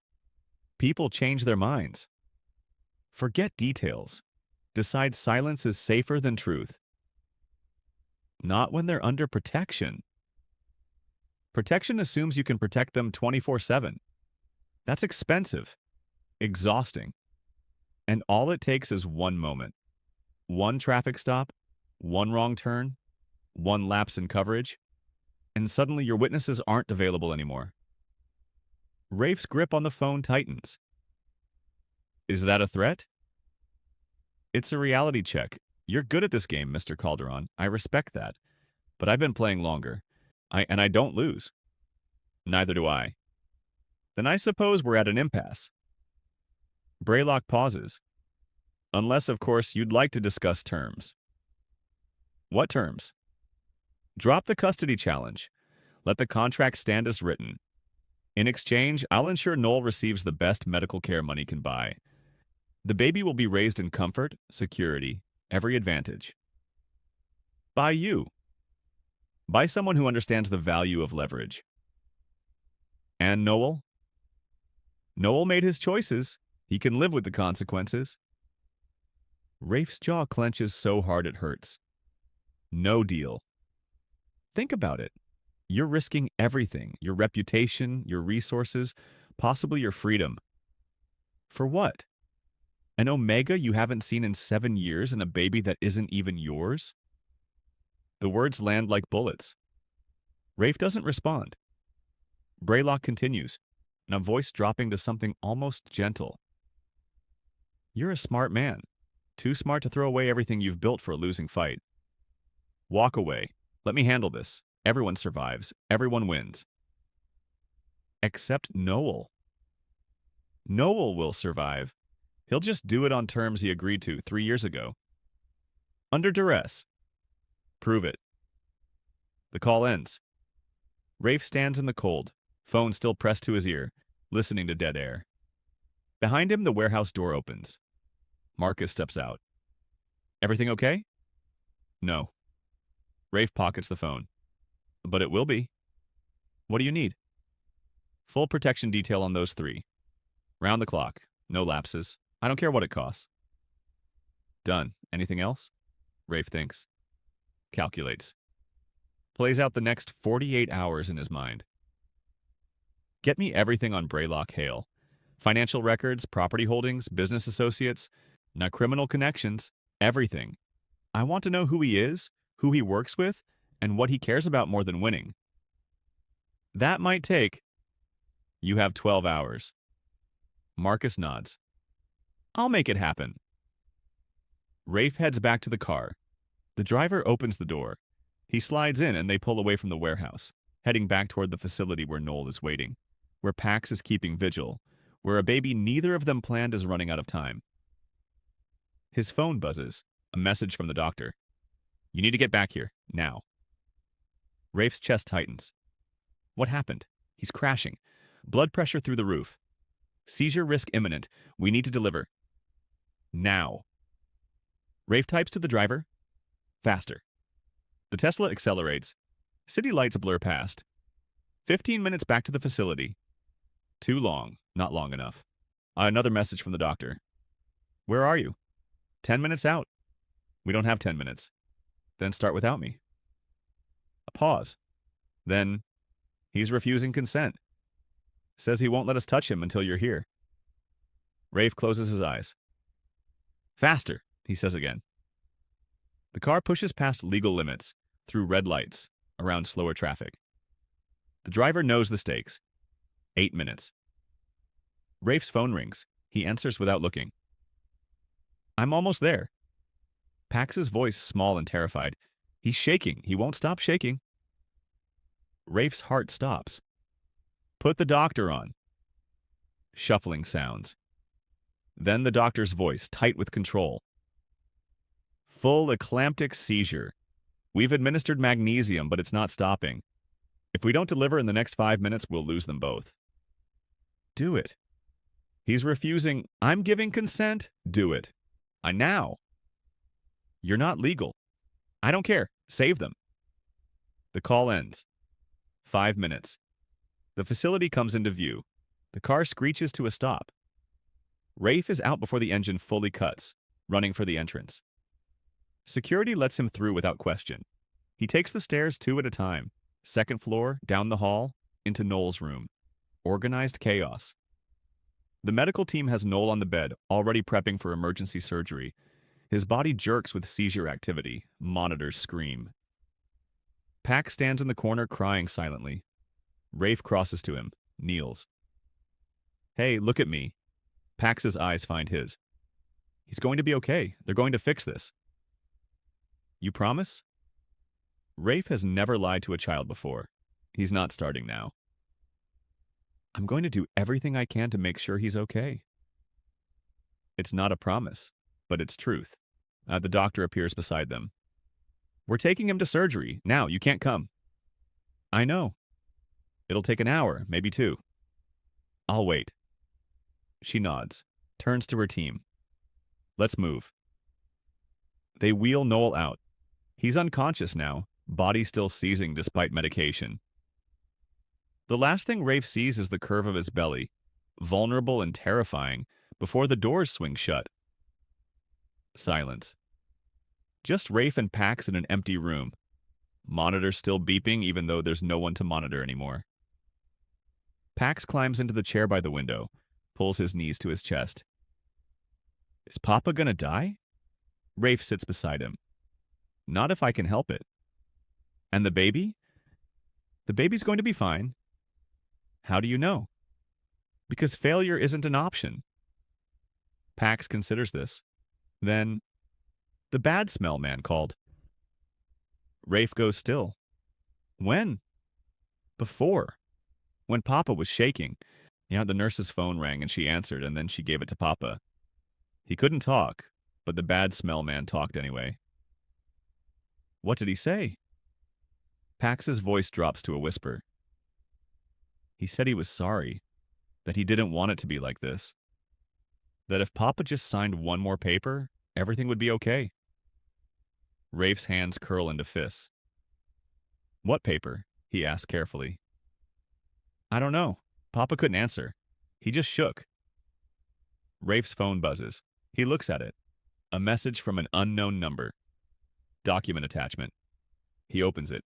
Custody relinquishment form? Pre-filled. Noel's name already typed in. All it needs is a signature. Below the document, a message. He doesn't have to die, just sign. The baby for his life. Fair trade. Rafe stares at the screen. Then he deletes the message. Stands. Looks at Pax. Stay here.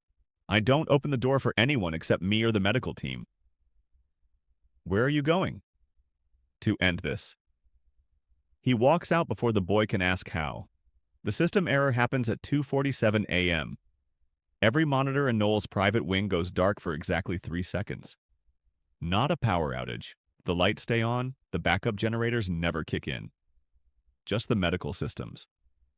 The ones tracking vitals, dispensing medication, recording every breath and heartbeat. When they flicker back online, the dosage orders have changed. The night nurse catches it because she's double-checking before administering magnesium sulfate. The prescription on screen reads 8 grams, double the safe amount for someone Noel's size. Enough to stop his heart. She freezes, stares at the screen, checks the handwritten notes from the doctor. They say 4 grams. Someone changed the orders. She reports it immediately. The head nurse investigates, finds the digital footprint, an access log showing someone from hospital administration logged in remotely and modified the prescription. Except they're not at a regular hospital anymore. This facility doesn't have hospital administration, just Rafe's team and the private medical staff, which means someone hacked in. The head nurse calls Rafe at 3:15 a.m. He's still awake, sitting in the surgical waiting area while Pax sleeps curled in a chair beside him. The boy's face is tear-stained but peaceful, exhausted into unconsciousness. We have a problem, the nurse says. Rafe listens. His expression doesn't change, but his grip on the phone tightens until his knuckles go white. Lock down the system, he says. Manual medication orders only. Nothing digital until we identify the breach. Already done. But Mr. Calderón, whoever did this, they're inside our network. They could try again. They won't get the chance. He ends the call. Dials Marcus. Someone breached our medical systems. I need our best tech specialist here now. It's 3 a.m. I don't care if it's Christmas. Get them here. 30 minutes later, a woman in her 20s arrives. Hoodie, ripped jeans, exhaustion written across her face, but sharp intelligence in her eyes. Her name is Keisha. She's the best cybersecurity specialist Rafe's ever worked with, which is why he pays her twice what any corporation would. She sets up in an empty office, laptop open, fingers flying across keys. Talk to me. What happened? Rafe explains. The system error, the changed prescription, the access log, Keisha's expression darkens. That's not a hack. That's someone with legitimate credentials. Explain. Whoever did this didn't break in. They logged in, used valid authentication, which means they either stole credentials from your medical staff or what? Or they were given access. The implications settle like ice water in Rafe's veins. Keisha keeps typing. I'm pulling access logs now. Every login for the past 72 hours. If someone's credentials were compromised, we'll see unusual activity patterns. She works in silence for 3 minutes, then stops. Found it, she says. Rafe leans over her shoulder. The screen shows a login timestamp, 2:43 a.m. 4 minutes before the system error. The username belongs to Dr. Sarah Chen, the head physician currently in surgery with Noel. Dr. Chen didn't do this, Rafe says. She's been in surgery for the past hour. I know, which means someone cloned her credentials. Keisha's fingers fly again. Looking for the source, there. A new window opens, shows an IP address, location data. The access came from inside the building. What floor? Rafe asks. First, East Wing, near the administrative offices. Those offices should be empty. No one works there at night. Rafe's already moving. Keep digging, find out how long they've had access. He takes the stairs, fast but quiet. His phone is out texting his security team. Intruder. First floor East Wing. Do not engage. Observe and report. The response comes immediately. Copy that. First floor. The hallway is dark except for emergency lighting. Rafe moves along the wall, staying in shadows. The administrative offices are at the far end. 3 rooms used for billing, records, supply ordering. All locked after hours, all except one. The door to the records office is cracked open. Light spills through the gap. Not overhead fluorescence, the glow of a laptop screen. Rafe approaches carefully, peers through the crack. A man sits at the desk. Late 20s, expensive casual wear. Designer jeans, leather jacket. A Prada wallet sits open beside the laptop, credit cards visible. He's typing, focused, earbuds in. Not a professional. Too relaxed, too confident. Rafe's phone buzzes silently. Text from Keisha. He's been in the system for 6 hours. Started accessing files at 8 p.m. Medical records, financial data, security protocols. Rafe types back, can you lock him out? Already did. He just hasn't noticed yet. Rafe pushes the door open, and the man jumps, yanking out his earbuds. For a second, they just stare at each other, then the man smiles. Mr. Calderón, finally. Who are you? Julian Hale, Braylock's nephew. He says it like it explains everything, like being related to Braylock grants him immunity. Rafe's expression doesn't change. You have 3 seconds to explain why you're in my facility tampering with medical equipment. Julian leans back in the chair, attempting casual confidence. It doesn't quite land. I'm not tampering, I'm correcting errors. By doubling medication dosages? By ensuring proper medical care. Uncle Braylock was concerned about the quality of treatment Noel is receiving. Asked me to verify the standards. By trying to kill him? Julian's smile falters. Mike, that's not, I would never. You changed a prescription to 8 grams of magnesium sulfate. For a patient Noel's size, that's lethal. It was a mistake, a typo. A typo that coincidentally would have stopped his heart right before emergency surgery. Rafe steps into the room. Try again. Julian stands. His hand drifts toward his jacket pocket. Don't, Rafe says quietly. Julian freezes. I have every right to be here. Uncle Braylock has legal guardianship. That includes medical oversight. Not in this facility, not on my watch. Your watch doesn't matter. The law says guardianship can be challenged, which is exactly what's happening in... Rafe checks his phone. 46 hours? Until then, you're trespassing. Julian's confidence cracks completely. His hand moves faster this time, pulling something from his pocket. Not a gun, a phone. He's dialing before Rafe can stop him. The call connects. Julian's voice pitches higher, younger, desperate. Uncle Bray, he's here? He knows. I tried to... Rafe closes the distance in 2 strides. Takes the phone. Doesn't end the call. Braylock, he says. A pause. Then that smooth, cultured voice. Mr. Calderón, I apologize for my nephew's enthusiasm. He's young, overeager. He tried to kill Noel. He tried to help. The distinction matters. Not to me. Then perhaps we should discuss this in person, like civilized people. I'm done being civilized. That would be unfortunate for everyone involved. Braylock's tone shifts. Still calm, but edged with something harder. My nephew is family. If anything happens to him, I'll be forced to respond, legally, publicly, in ways that won't benefit you or your investments. Rafe looks at Julian. The young man is pale, sweating, trying to maintain composure and failing. Your nephew is leaving, Rafe says into the phone.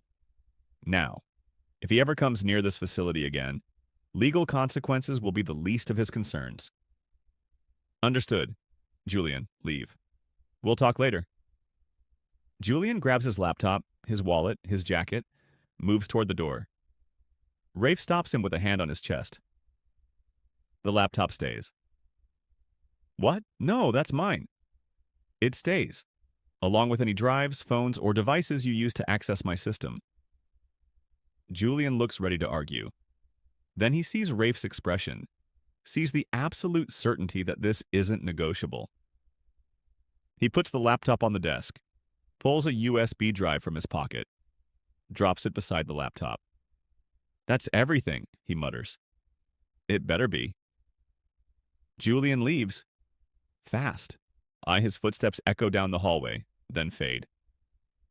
Rafe is alone in the office with a laptop full of stolen data and Braylock's voice still coming through the phone. Satisfied? Braylock asks. Not remotely. Then what will it take? Name your price. Money? Property? I have resources. I want you to walk away. Drop the guardianship. Drop the custody claim. Leave Noel and his children alone. Silence, then. I'm afraid I can't do that. Why not? Because I don't lose, Mr. Calderón. Not to men who think power and money solve everything. Not to men who believe they can rewrite contracts because they don't like the terms. Braylock's voice hardens. Noel signed those papers? Willingly. Legally. The baby becomes mine the moment it's born. That's not negotiable. Everything's negotiable. Not this. I've invested too much, waited too long. That child represents leverage I've been cultivating for 3 years. Walking away now would be wasteful. Rafe's grip on the phone tightens. Leverage for what? For whatever I need. Today, tomorrow, 10 years from now. That's the beauty of long-term planning. You don't need to know the specific application to recognize value. The surgery doors open down the hall. Voices, the medical team. Rafe's pulse spikes. I have to go. Of course, give Noel my regards. And Mr. Calderón? This isn't over, not by a long shot. The call ends. Rafe pockets the phone, grabs Julian's laptop and drive, heads back toward the surgical wing. Dr. Chen is outside the operating room, pulling off gloves, exhaustion carved into every line of her face. She sees Rafe and straightens. He's alive, she says immediately. Rafe's chest loosens. And the baby? Also alive. Boy. 4 pounds, 6 ounces. Breathing on his own, but we've got him in NICU as a precaution. Noel's in recovery. Critical, but stable. Can I see him? Not yet. He needs another hour minimum, but... She hesitates.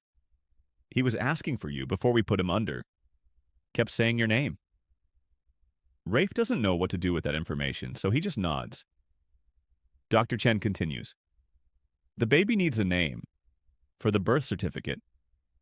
Noel wasn't coherent enough to... He has a name picked out? He said Koa, then passed out. Then that's his name. Dr. Chen makes a note. And the father? For the certificate? Rafe goes still. What did Noel say? Nothing. That's why I'm asking. A long pause.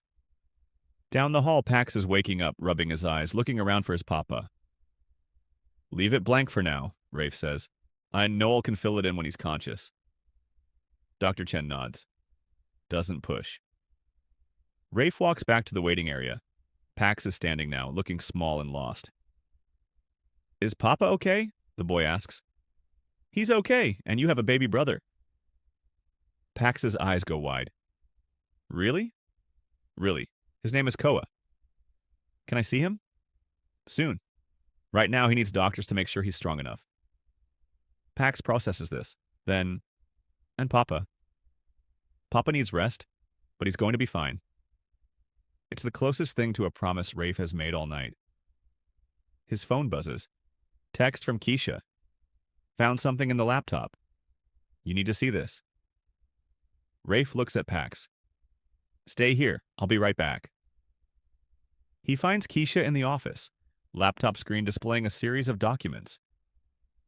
She looks up when he enters, expression grim.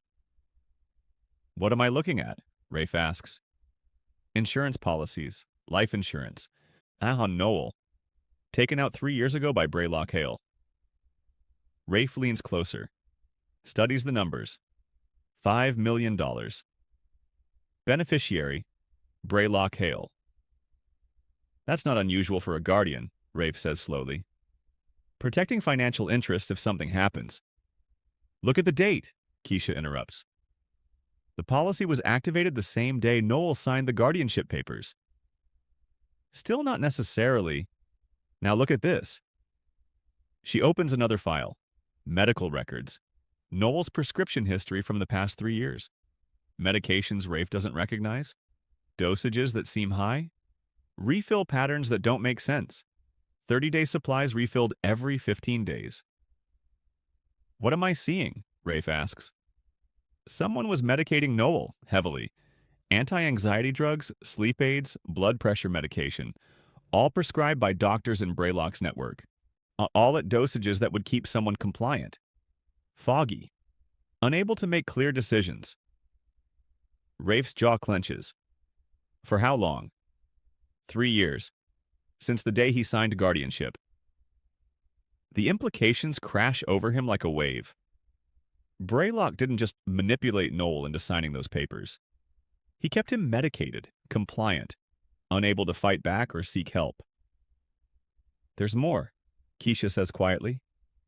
She opens a final file. Email correspondence. Between Braylock and someone named Dr. Raymond Pierce.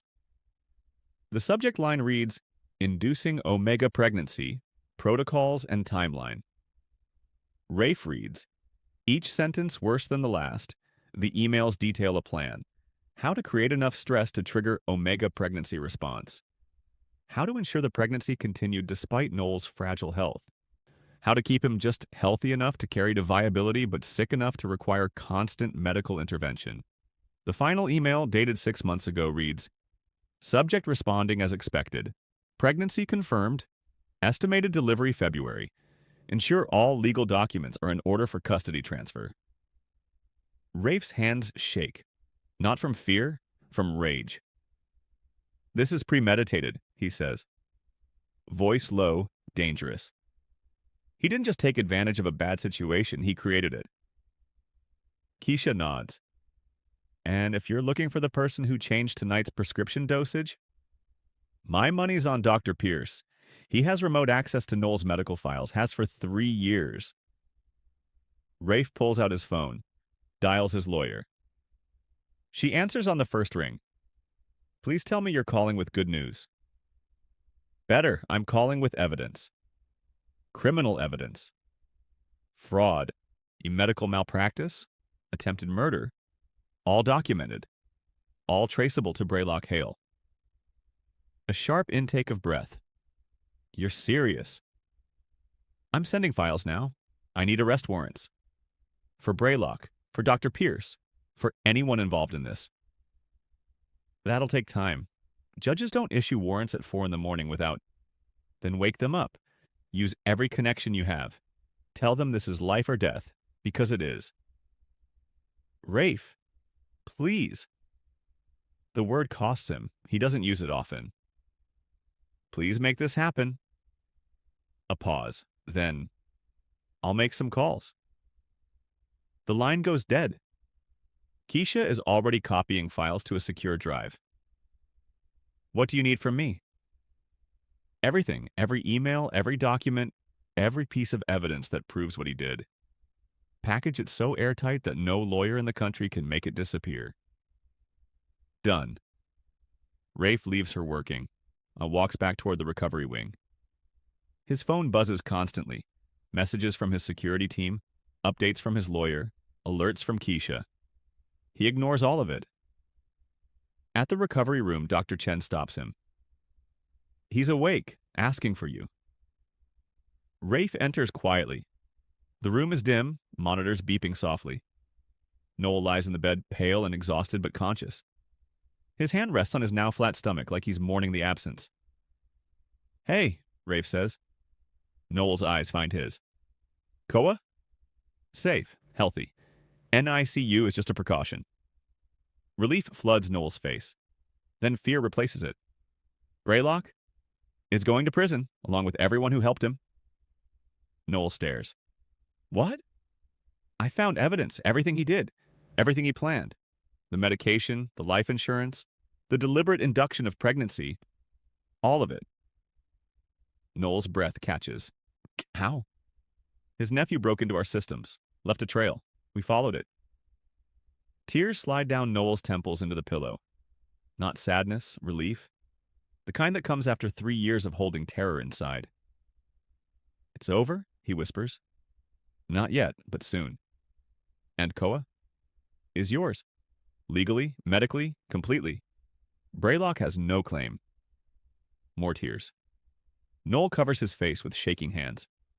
Rafe sits in the chair beside the bed, gives him space to break down without judgment. After a minute, Noel lowers his hands.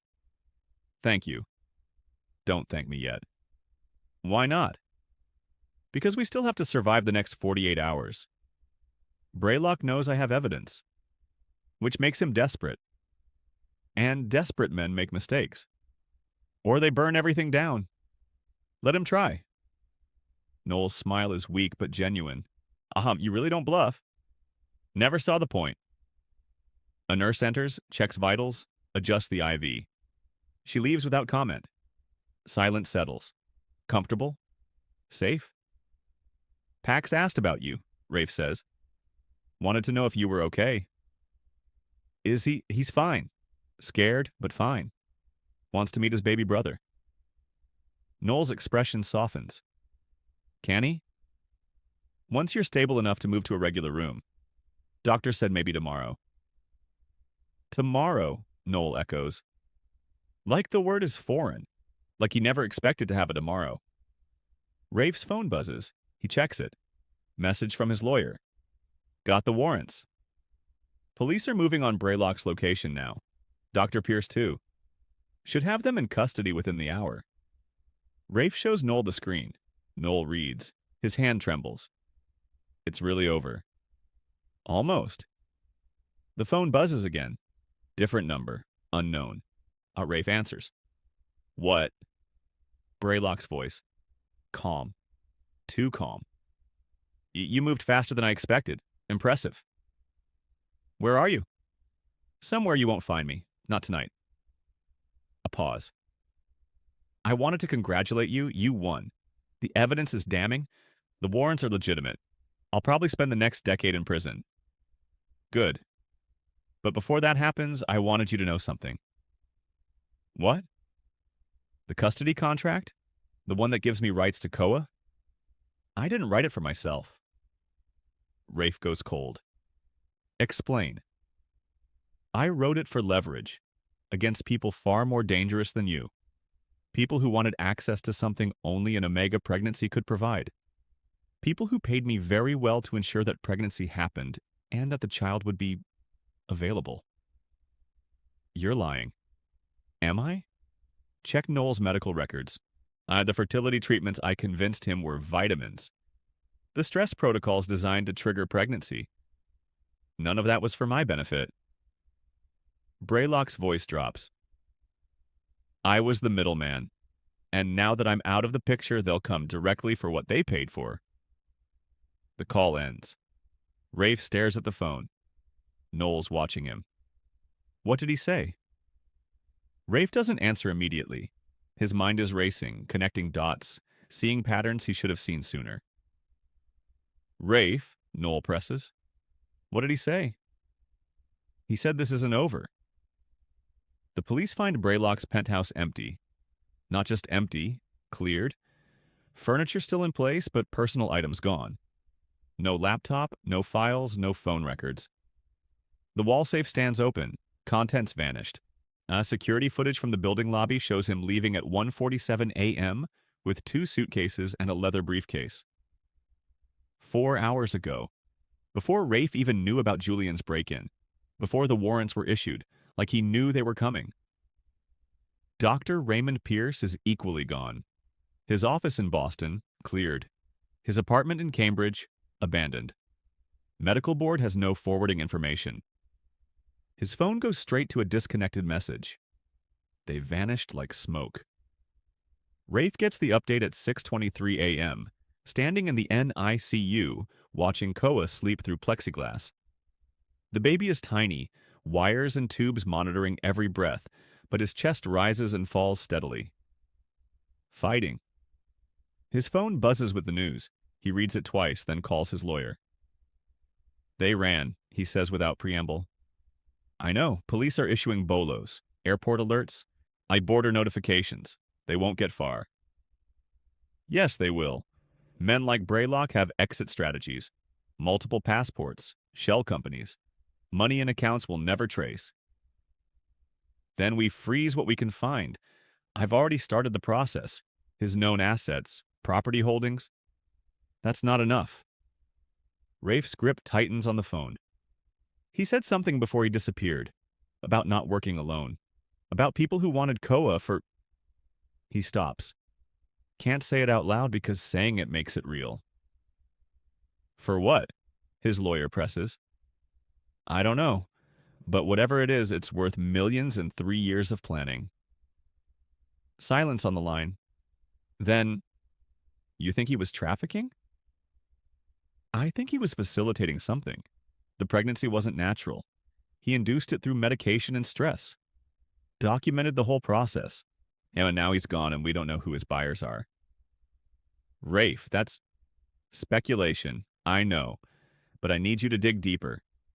Financial records, every transaction, every shell company. Find out who was paying Braylock and what they wanted. That could take weeks. You have 72 hours. He ends the call before she can argue. Behind him, footsteps. Dr. Chen approaches, tablet in hand.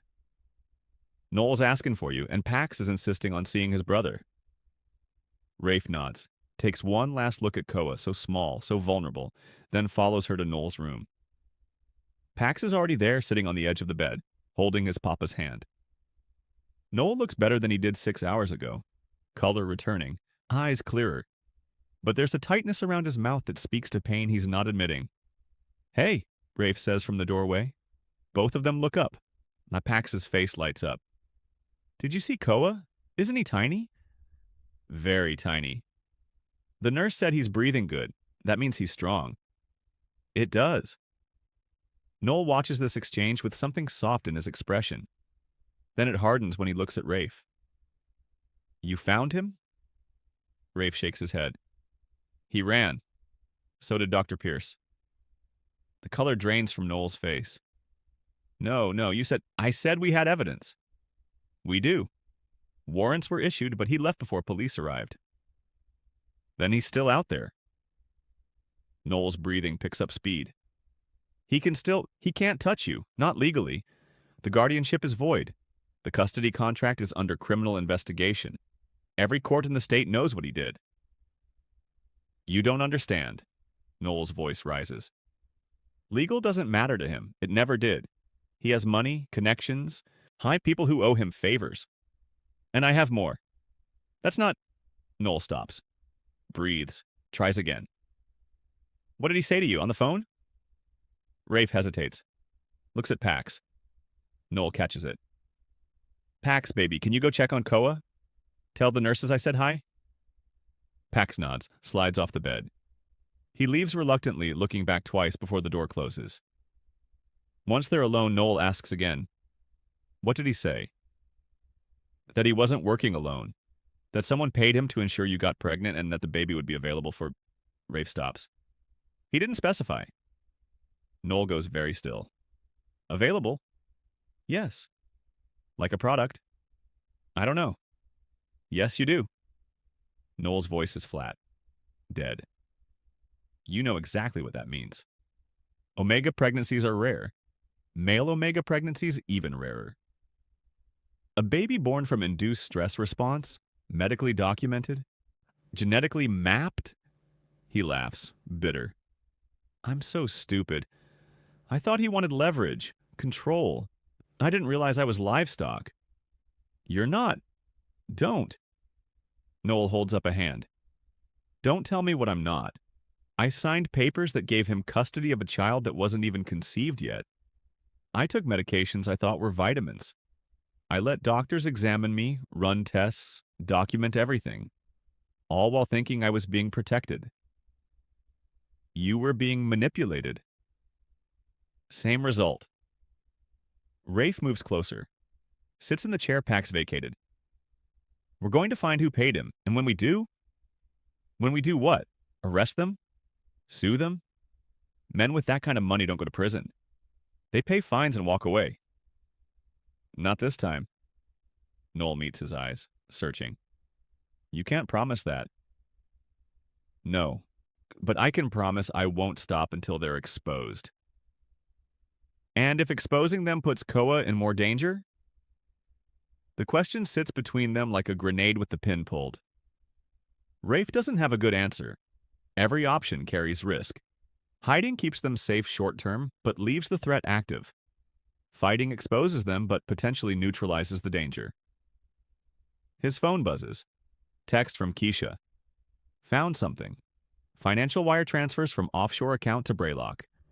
6 payments over 3 years. Total, $8.4 million. Rafe types back, can you trace the source? Working on it. Account is registered in Cayman Islands through 3 shell companies. But I'm good at peeling shells. He shows Noel the messages. Noel reads. His hands start shaking. $8 million for my baby. We don't know that's what... Yes, we do. Stop pretending this is something else. Someone paid Braylock $8 million to ensure I got pregnant and that they'd have access to the child. That's trafficking. That's... His voice breaks. That's my son.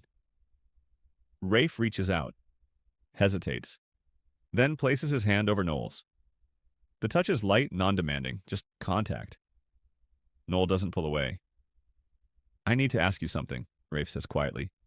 And I need the truth. Noel nods. The pregnancy. Koa, is he... Rafe stops.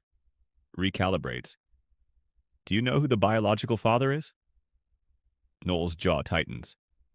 Why does that matter? Because if these people wanted a specific genetic profile, knowing the father might tell us what they're planning. Silence. The monitors beep. Steady, relentless. Finally, Noel speaks. Omega pregnancies don't work like regular conception.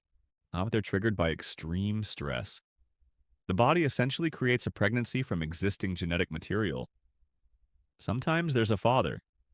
Sometimes the Omega's biology just generates it. That doesn't answer my question. Because I don't have an answer. Noel's eyes meet his. I don't know if Koa has a father. I don't know if he's just mine or if... He stops.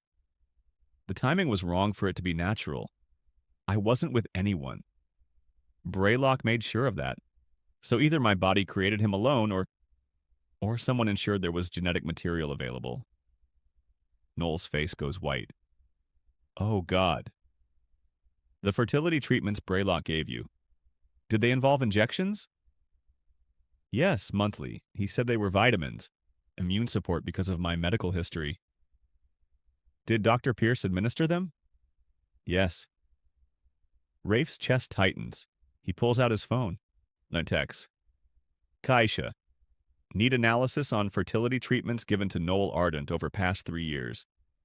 Specifically looking for genetic material introduction. Can we test that? Her response. If you have samples or medical records showing what was in the injections. Rafe looks at Noel. Did you keep any of the injection vials? Any documentation? Noel shakes his head. Braylock collected them. Said it was for medical waste disposal. Of course he did. Another text from Keisha. But we can test COA. Run genetic analysis. If there's a father, DNA will show it. Rafe types. How long? With expedited lab work? 24 hours. He shows Noel. Noel reads. His hand moves to his empty stomach again. That unconscious protective gesture for a child no longer there. If they find a father. If it's someone I don't know. Someone Braylock chose. Then we'll deal with it. How? One step at a time. Noel laughs. No humor in it. You keep saying that. Like it's simple. Like we just follow the breadcrumbs and everything works out. It will. How do you know? Because failure isn't an option. That's not an answer. It's the only one I have. The door opens. Pack slips back in, eyes red-rimmed. The nurse said Koa's doing really good. She said maybe tomorrow Papa can hold him. Noel's expression transforms. The fear and anger melt into something softer. Yeah, baby? Yeah, she said his lungs are strong and he's eating good and he might not even need the NICU by next week. That's amazing. Pax climbs back onto the bed, careful of the IV lines. Papa? Yeah? Is Koa gonna be okay? Like, for real, okay? Noel pulls him close. Yes, and I promise. It's the same lie parents have told children forever, but sometimes lies are necessary armor against truths too heavy to carry. Rafe's phone rings. He steps into the hallway to answer. Talk to me, he says. His head of security. We've got a problem. One of the witness protection guys, Deshawn, is missing. Rafe goes cold. Since when? Since about an hour ago. He said he needed air. Stepped outside for a cigarette. Never came back. And the other two? Still here. Terrified. Saying maybe they made a mistake agreeing to testify. Don't let them leave. Double the security. If Deshawn shows up, he won't. You don't know that. Boss, his cigarettes are still on the table. His jacket's still on the chair. Whatever happened, he didn't plan to leave. Which meant he was taken. Rafe ends the call. Dials his lawyer. Deshawn's gone. Probably grabbed. Which means someone knew where our witnesses were. That's impossible. Only 5 people knew that location. Then one of those 5 people talked. Rafe, I vetted everyone personally. Vet them again. And in the meantime, move Terrell and Jay. Different location. Tell no one where they're going. Not me, not anyone. If I don't tell you, then I can't accidentally compromise it. Just do it, now. He ends the call. Stands in the empty hallway, thinking. Braylock is gone but still operating. Still making moves, which means he has people in place. Resources Rafe hasn't identified. His phone buzzes. Text from unknown number. Deshawn says hi. He's comfortable for now. But he's reconsidering his testimony. Says maybe memory is faulty. Maybe he doesn't remember who paid him after all. Rafe's jaw clenches. On another text. Your other witnesses are smart men.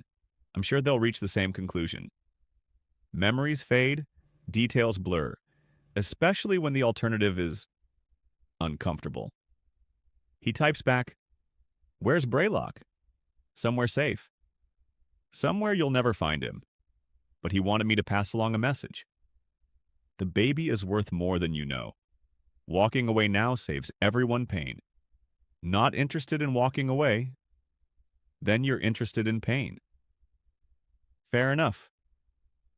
The texts stop. Rafe stands there, staring at the screen, calculating odds and angles. Then he makes a decision. He walks back into Noel's room. Both Pax and Noel look up. "We're moving you," Rafe says. "Both of you, and Koa. Different facility. Different state, if necessary." "Why?" Noel asks. "What happened?" "They took one of my witnesses, which means they know where to find people I'm trying to protect. So we're not staying in one place long enough for them to find you." "Where will we go?" "I don't know yet. Somewhere they can't trace. Somewhere without digital footprints or paper trails." Pax's eyes go wide. "Like hiding?" "Exactly like hiding." "For how long?" Rafe looks at Noel, at the fear and exhaustion and determination warring on his face. "Until it's safe," Rafe says. Noel's laugh is bitter. "And when will that be?" "When everyone who wants to hurt you is in prison or dead." "That could take years." "Then years it is." Noel stares at him, searching for the bluff, the angle. He doesn't find it. "You're serious," Noel whispers. "When am I not?" The door bursts open. Dr. Chen rushes in, face pale. "We need to move now. Someone just tried to access Koa's NICU room. And security stopped them, but..." "But what?" Rafe demands. "But they had credentials. Valid ID badge. Claimed to be from Pediatric Transport Services." "Did security hold them?" "No, they ran. Got away before..." Rafe is already moving. "Get Noel ready for immediate transport. I'll handle Koa." He's out the door before anyone can respond. Down the hall. Past security who try to stop him. Into the NICU where alarms are blaring and nurses are clustered around Koa's incubator. The baby is crying. High, thin wails that shouldn't be possible from lungs so small. But he's there. Safe. Alive. Rafe's chest loosens. One of the nurses turns. "Sir, you can't be in here." "I'm moving him. Now. Where's the transport incubator?" "We can't just..." "Yes, you can. Someone just tried to take him, which means this room isn't secure. So either help me move him or get out of my way." The nurse hesitates, then nods. "This way." They work fast, transferring Koa to a portable incubator, disconnecting monitors, gathering supplies. Within 4 minutes, they're ready. Rafe pushes the incubator himself. Through hallways, into the service elevator, down to the loading bay where his security team is waiting with 3 identical vehicles. Shell game. Make it impossible to know which car holds the target. Noel and Pax arrive 60 seconds later. Noel in a wheelchair, IV pole attached, looking fragile but determined. "Which car?" Dr. Chen asks. "Middle one," Rafe says. They load in, Koa's incubator secured. Noel transferred to a stretcher. Pax wedged between them. The 3 cars pull out simultaneously. Different directions, different routes. 20 minutes later, they're on the highway, heading west. No specific destination yet. Just distance. Rafe sits in the front passenger seat, phone in hand, making calls. Arrangements, safe houses, medical staff who don't ask questions. Security teams who specialize in making people disappear. Behind him, Koa cries. Noel murmurs soft reassurances. Pax asks quiet questions about where they're going. Rafe doesn't have answers yet, but he will. His phone buzzes. Text from Keisha. Trace the offshore account. 3 layers deep, but I found the source. Rafe's pulse spikes. Who? Pharmaceutical company, based in Switzerland, specializes in genetic research and omega biology. Name? Helix Biogen. They've been funding omega pregnancy studies for a decade, millions in research grants. But here's the thing, they're a front. Real money comes from private investors. And those investors? Rafe waits. They're not in the pharmaceutical business. They're in the human enhancement business. The words hit like ice water. He types, "What does that mean?" It means they're not interested in medical treatments. They're interested in engineering, creating designer genetics, and omega pregnancies, rare, medically complex, genetically unique, are perfect test subjects. Rafe's grip on the phone tightens until the case creaks. He looks back at Koa, at the tiny body fighting for every breath, at the baby who exists because someone paid $8 million to ensure he would. "Where are we going?" Pax asks again, voice small in the darkness. Rafe doesn't answer immediately, then, "Somewhere they'll never think to look." The safe house is a ranch in Montana. 200 acres of nothing but grass and sky and mountains in the distance. No neighbors for miles. The nearest town is 40 minutes by car, and the town has one gas station and a post office that closes at noon. Perfect. They arrive after 18 hours of travel. Multiple cars, multiple routes, cash-only transactions, phones turned off and left behind in rest stops 3 states back. The house itself is modest. 3 bedrooms, 1 bathroom, a kitchen that smells like dust and abandonment. But it's clean, functional, and most importantly, off every grid that matters. Rafe's security team swept it twice before allowing anyone inside. Now 2 guards patrol the perimeter, while a third monitors the single access road from a position half a mile out. Dr. Chen set up a makeshift medical bay in the master bedroom. Koa's incubator hums in the corner, monitors displaying vitals that have steadily improved over the past 24 hours. Noel rests in the bed, still connected to an IV, but stable enough that the doctor reduced his medication. Pax claimed the smaller bedroom, filled it with the few things they grabbed during the evacuation. A stuffed animal, 2 books, clothes that don't quite fit. It's not home, but it's safe. Rafe stands on the porch, watching the sun set over mountains that look like they've been here since time began. His phone, a new one, burner, number known to exactly 3 people, sits silent in his pocket. The door opens behind him. Noel steps out, moving carefully, one hand braced against his stomach. "You should be resting," Rafe says without turning. "I've been resting for 36 hours. I am bored. Boredom means you're healing. Boredom means I'm going crazy." Noel lowers himself into the chair beside Rafe's. Winces. "How long are we staying here?" "As long as it takes." That's not an answer. It's the only one I have. Noel is quiet for a moment. Then, "Did your tech person find anything else? About the company?" Rafe hesitates, then nods. "Helix Biogen, Swiss-based pharmaceutical front. Real business is genetic research. Specifically, engineering enhanced genetics through omega pregnancy manipulation." Noel's face goes pale. "Enhanced?" "Yes." "Meaning what? Smarter babies? Stronger?" "Meaning they're trying to create specific traits. Intelligence, physical capability, disease resistance. Whatever their investors want." "And Koa?" "Was likely part of a protocol. The medications, the stress induction, the monitored pregnancy. All designed to produce a child with specific genetic markers." Noel's hands shake. "So he's what? An experiment?" "He's your son, who happened to be conceived under controlled conditions by people with an agenda." "That's the same thing." "No, it's not." Rafe finally looks at him. "An experiment is a thing. Koa is a person, with rights, with a future that he gets to decide, not them." "But they'll come for him." "Probably.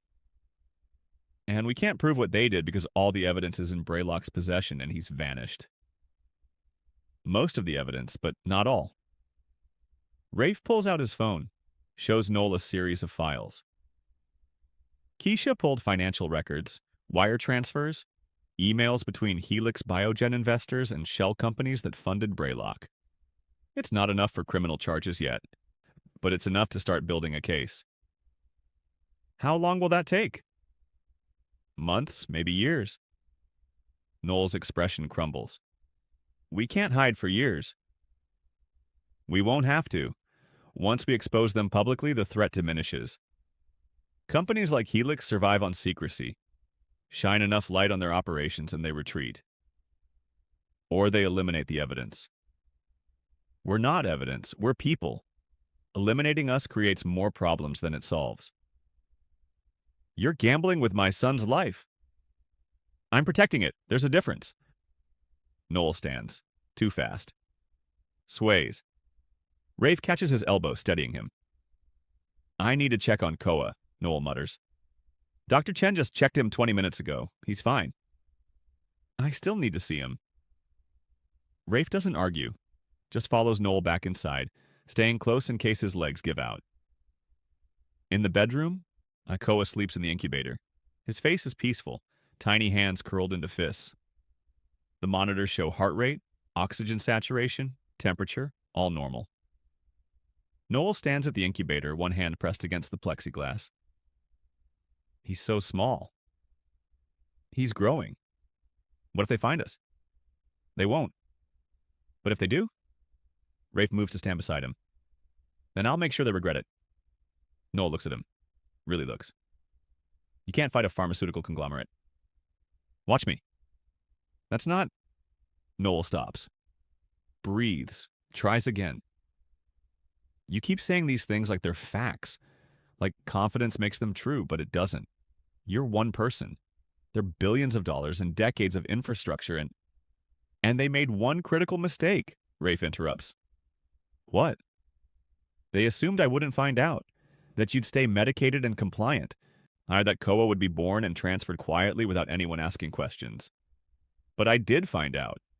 And now they're exposed, which means they're vulnerable. Vulnerable how? Investors don't like publicity, especially bad publicity. Once we release what Keisha found, the financial records, the email trails, the documentation of illegal genetic experimentation, Helix's investors will pull funding. The company will collapse. And whoever orchestrated this will be too busy covering their own assets to come after one baby. Noel wants to believe it. Rafe can see the hope warring with fear on his face. And if it doesn't work, Noel asks quietly, then we try something else. Like what? I don't know yet, but I'll figure it out. Koa stirs in the incubator, makes a small sound, not quite crying, just acknowledging existence. Noel's expression softens. Can I hold him? Dr. Chen said maybe tomorrow, when his temperature regulation is more stable. I've never held him, not once since he was born. I know. That's not right. I carried him for 8 months. I almost died getting him here. And I haven't even... Noel's voice breaks. Rafe makes a decision. Wait here. He finds Dr. Chen in the kitchen, reviewing notes. Can Noel hold Koa, even for a few minutes? She frowns. His temperature control is still... I know, but he needs this. They both do. Dr. Chen considers, then nods. 5 minutes, skin to skin. Keep him warm, monitor vitals continuously. Back in the bedroom, Rafe relays the instructions. Noel's face transforms. They prepare carefully. Noel removes his shirt. Dr. Chen opens the incubator, lifts Koa with practiced hands, settles him against Noel's bare chest. The baby is so small, barely 5 pounds. But he nuzzles against Noel's skin, seeking warmth, seeking home. Noel's arms curl around him, protective, possessive. Tears stream down his face. Hi, baby, he whispers. I'm your papa. Koa makes another small sound. Content. Rafe watches from the doorway. Dr. Chen monitors the vitals on her tablet. The numbers stay stable. 5 minutes turns into 10. No one moves to separate them. Finally, Noel speaks. Thank you. For what? For this. For fighting. For not giving up when it would have been easier.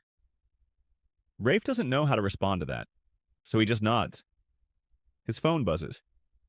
He steps into the hallway to check it. Text from Keisha. Found something else. Dr. Pierce's medical records. He's been treating Omega patients for Helix Biogen for 8 years. And 17 documented pregnancies. Only 5 resulted in live births. Rafe's chest tightens. What happened to the others? Records show complications.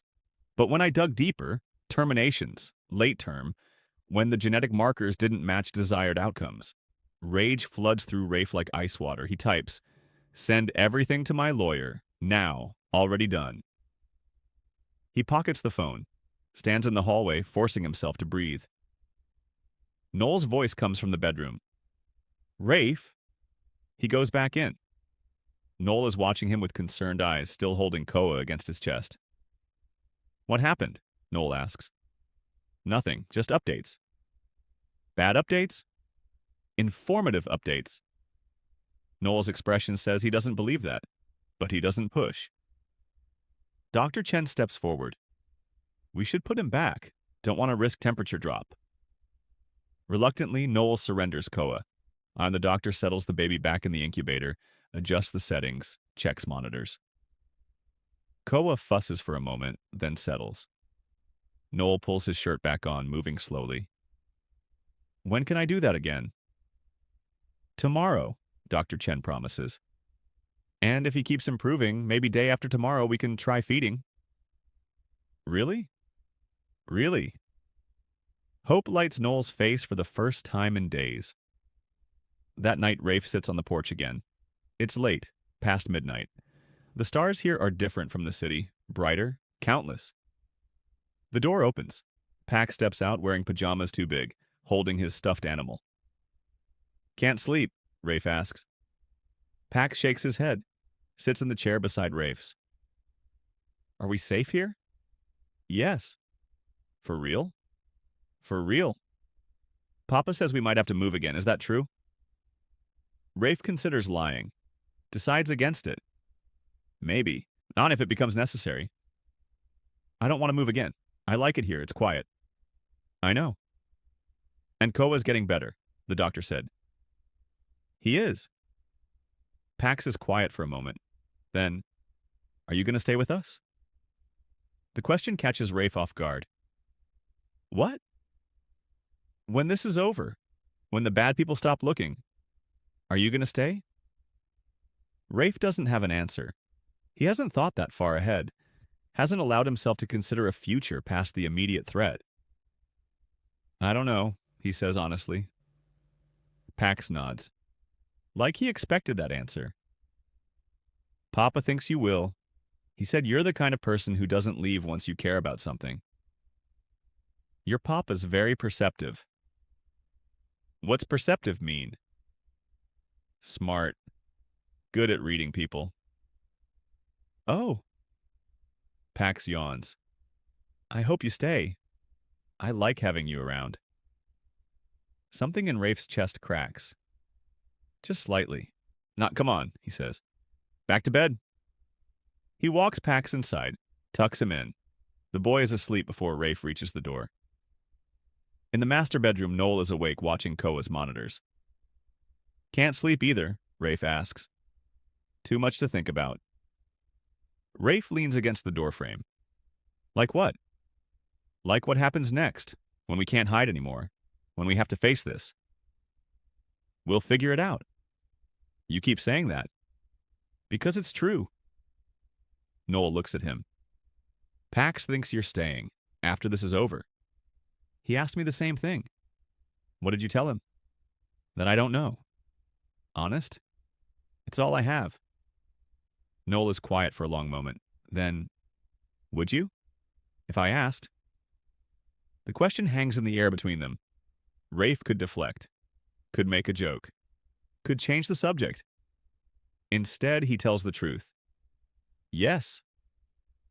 Noel's breath catches. Why?" "Because walking away 7 years ago was the biggest mistake I ever made, and I'm not making it twice."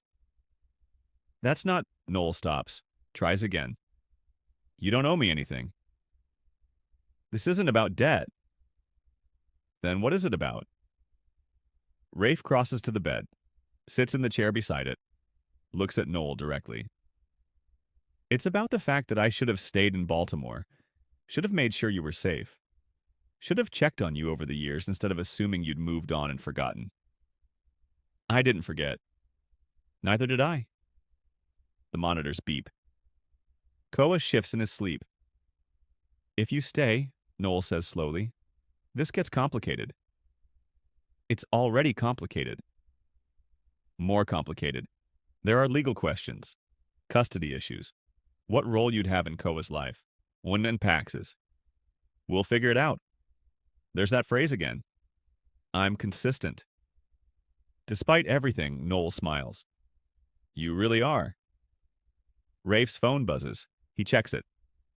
Text from his lawyer. Press release ready. Financial records, email trails, investor names. Everything we have on Helix Biogen. Say the word and I'll send it to every major outlet. Rafe shows Noel the message. Noel reads. Once you do this, there's no taking it back. I know. They'll retaliate.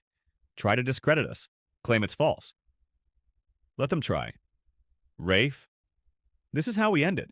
Not by hiding. By exposing them so thoroughly that they can't operate in shadows anymore. Noel's hand finds his, fingers lacing together. Okay? Okay? Do it. Rafe types to his lawyer. Send it. Everything now. The response is immediate. Done. And just like that, the war goes public. And within an hour, the first articles appear. Financial misconduct, illegal genetic experimentation, human rights violations. The evidence is laid out in meticulous detail. Wire transfers, email chains, medical records that never should have existed. By morning, it's everywhere. News outlets, social media, congressional committees announcing investigations. Helix Biogen's stock plummets. Investors issue statements distancing themselves. The CEO resigns. And somewhere, Braylock is watching, realizing his employers just became his enemies. Rafe's phone rings at dawn. Unknown number, he answers. What? Braylock's voice, but different now, strained, afraid. You destroyed everything. Good. You don't understand. The people I was working for, they don't forgive failure. They don't accept exposure. Not my problem. It will be, when they come after you to clean up loose ends. Let them try. You're underestimating. No, you are. You assumed I'd play by rules that favor you. But I don't play. I win. And now you're expendable to the people who paid you. Which means you have two choices. Disappear permanently, or help me finish this. Silence then. Help you how? Testify. Everything you know. Names, locations, protocols, every detail about what they were planning for Koa. That's suicide. No, suicide is running and hoping they don't catch you. This is witness protection. Federal, airtight. You give me what I need, I make sure you survive. I don't trust you. You don't have to. You just have to decide which option scares you more. The call ends. Rafe doesn't know if Braylock will take the deal, but he made the offer. That's all he can do. He walks back inside. The house is waking up. Dr. Chen making coffee. Pax eating cereal. Noel feeding Koa with a bottle, the baby taking slow, steady pulls. It looks like a family. It looks like something worth fighting for. Rafe's phone buzzes one more time. Text from Braylock. I'll testify, but I want immunity. Full. Non-negotiable. Rafe types to his lawyer. Braylock's willing to cooperate. Work out immunity deal with prosecutors. Then he puts the phone away. Sits down at the table. Accepts the coffee Dr. Chen offers. And for the first time in days, allows himself to believe they might actually survive this. The arrest happens on a Thursday. FBI raids Helix Biogen's U.S. offices in 3 states simultaneously: Massachusetts, California, Illinois. They seize servers, files, financial records. Arrest 12 executives and researchers on charges ranging from fraud to illegal human experimentation. The footage plays on every news channel.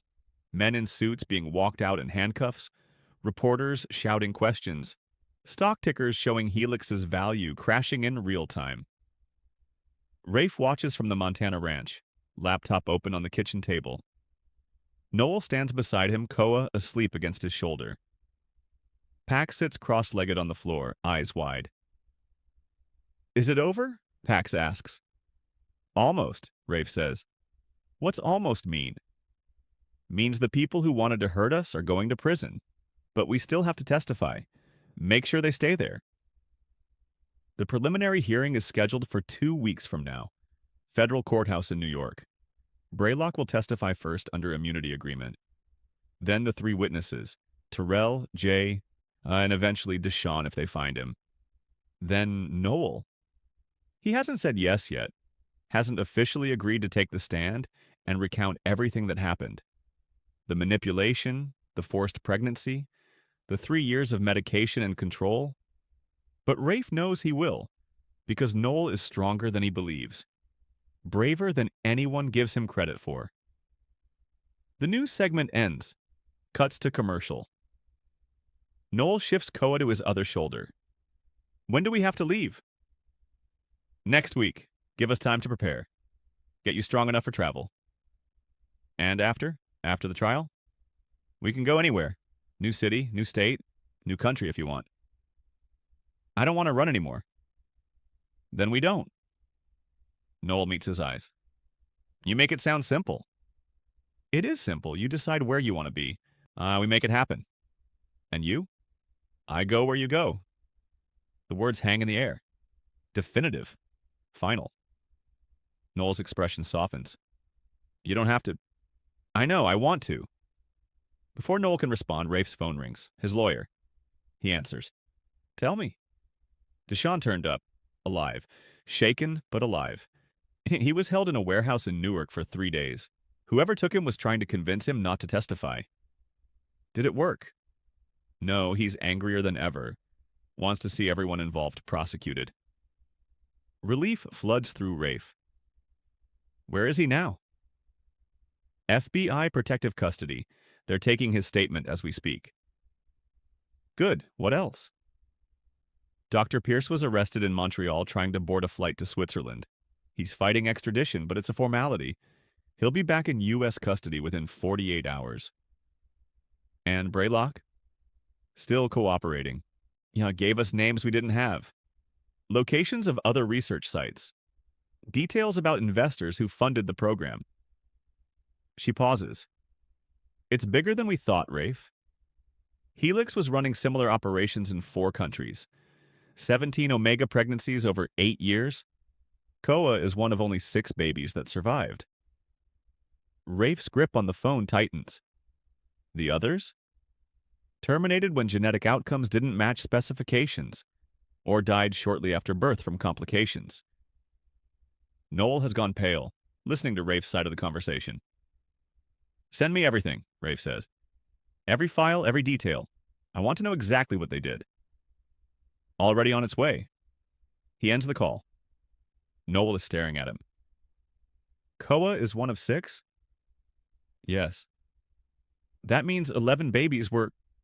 He can't finish. Yes. Noel sinks into a chair, still holding Koa. The baby sleeps on. I'm oblivious. How do we live with that? We don't have to carry their guilt, just our truth. That's not enough. It's all we have. Pax stands from his spot on the floor, crosses to his papa, climbs into his lap despite there not being room with Koa there. It's okay, Papa. Koa's safe. That's what matters. Noel pulls him close, both his children against his chest.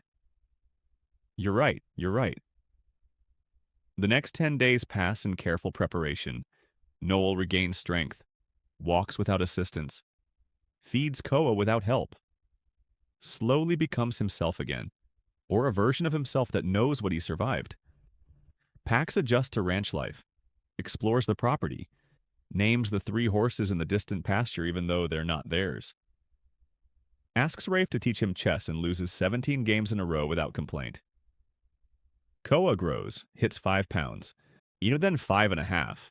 His monitors get disconnected one by one as his systems stabilize. Dr. Chen says by the time they travel to New York, he'll be strong enough to leave medical equipment behind. Rafe coordinates with lawyers, federal prosecutors, security teams. Plans the trip in exhausting detail. Routes, safe houses, backup plans for the backup plans. At night, he sits on the porch, sometimes alone, sometimes with Noel beside him, both of them quiet, watching stars that never looked this bright in the city. "I've been thinking," Noel says one night, "about after. After the trial?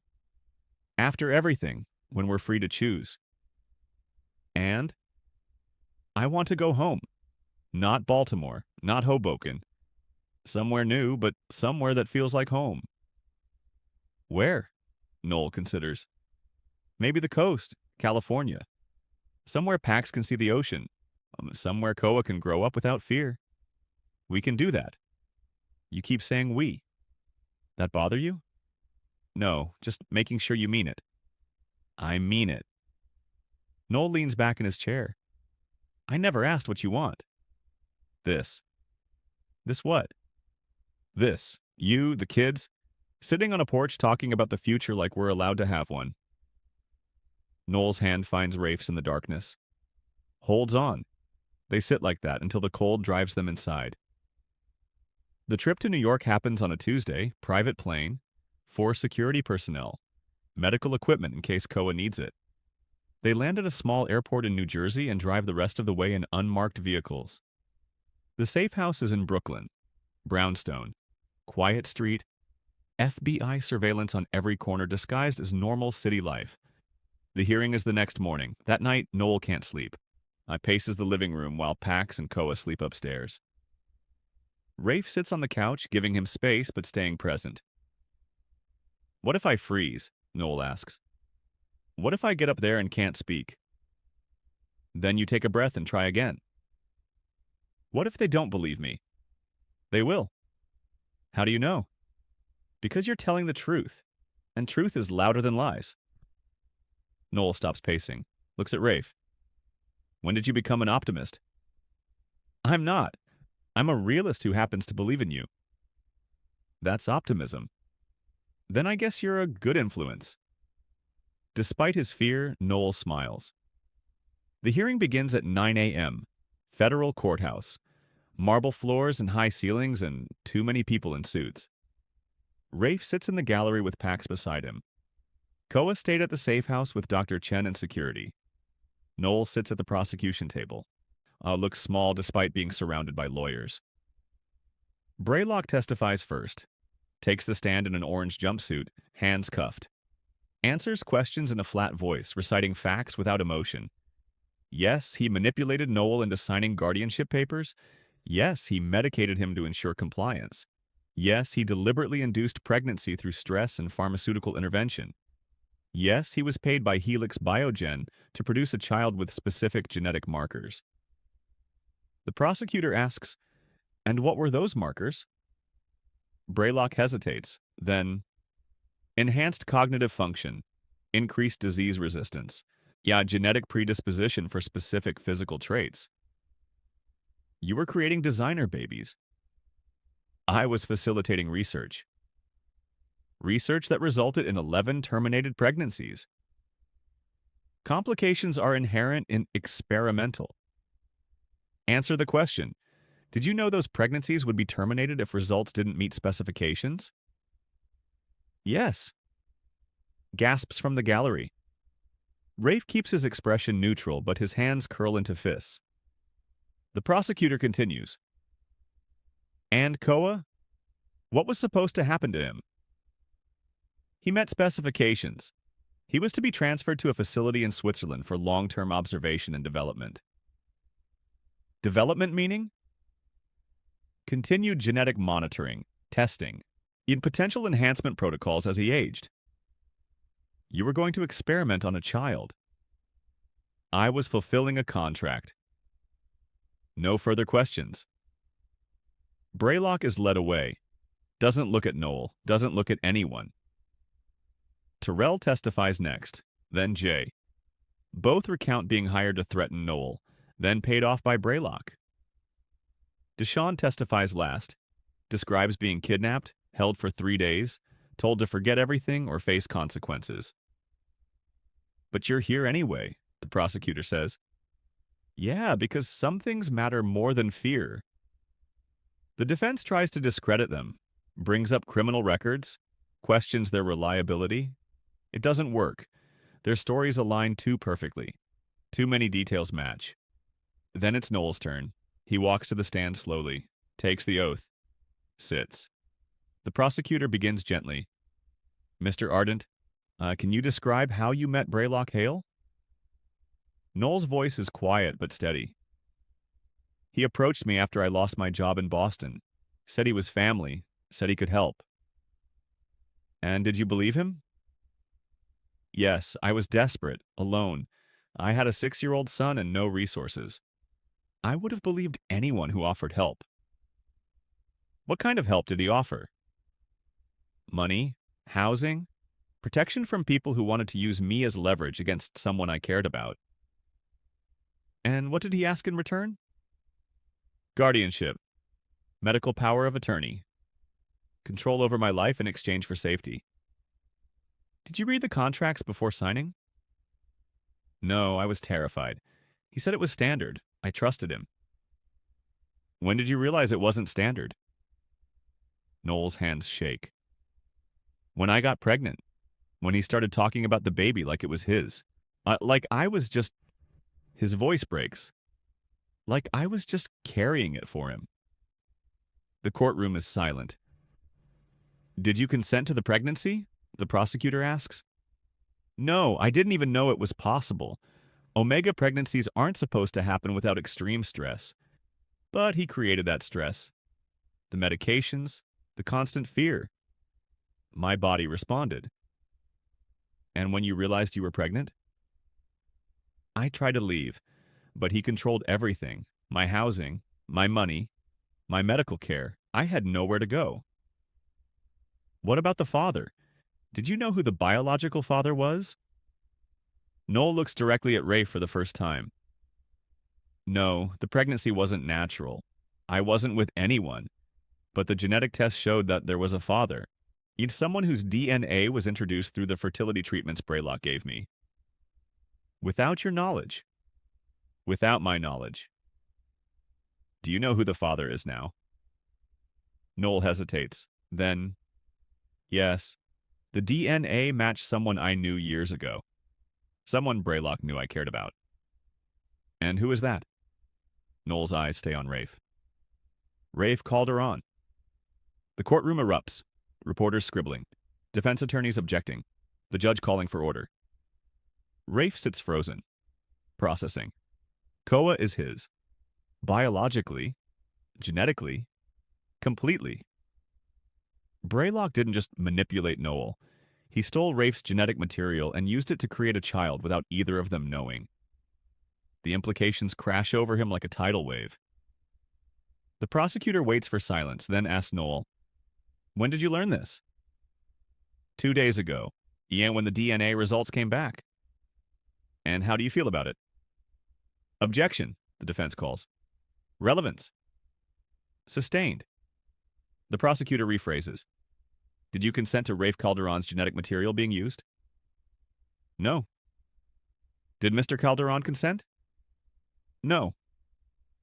So both of you were violated, used without knowledge or permission to create a child for someone else's purposes.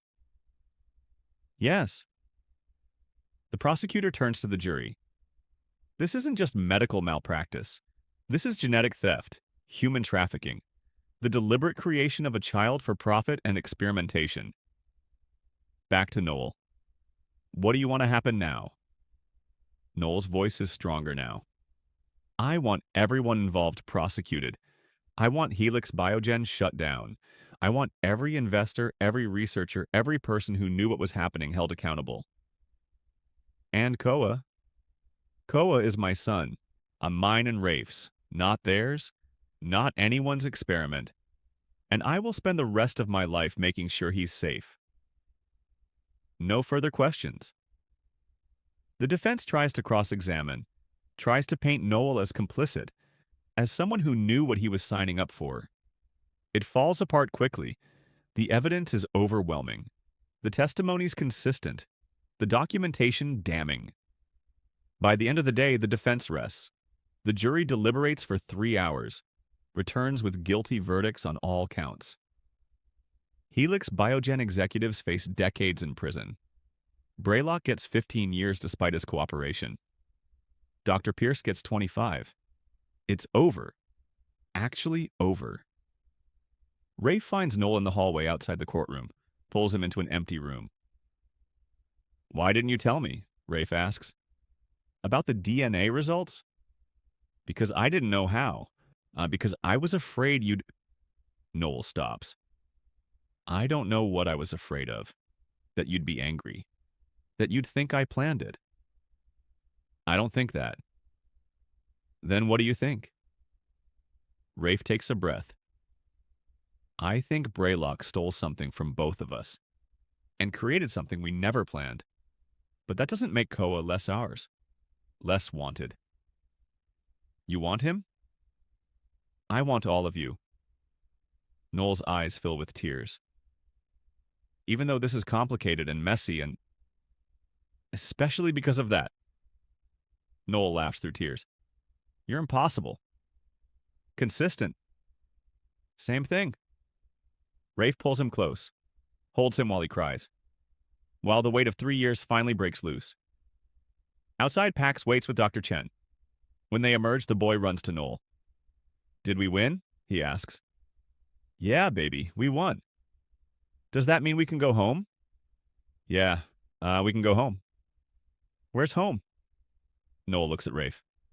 "Where do you think?" Rafe considers. "California, like you said. Coast, ocean, fresh start." Pax's eyes light up. "Really?" "Really." They leave the courthouse together. Family in every way that matters. 6 months later, the house on the California coast smells like salt air and new paint. It's not large, 3 bedrooms, kitchen that opens to a living room with windows facing the Pacific. But it's theirs. Bought with Rafe's money, but put in Noel's name because ownership matters. Because never again will Noel depend on someone else's mercy. Pax runs on the beach every morning, returns with shells and stories about dolphins he may or may not have actually seen.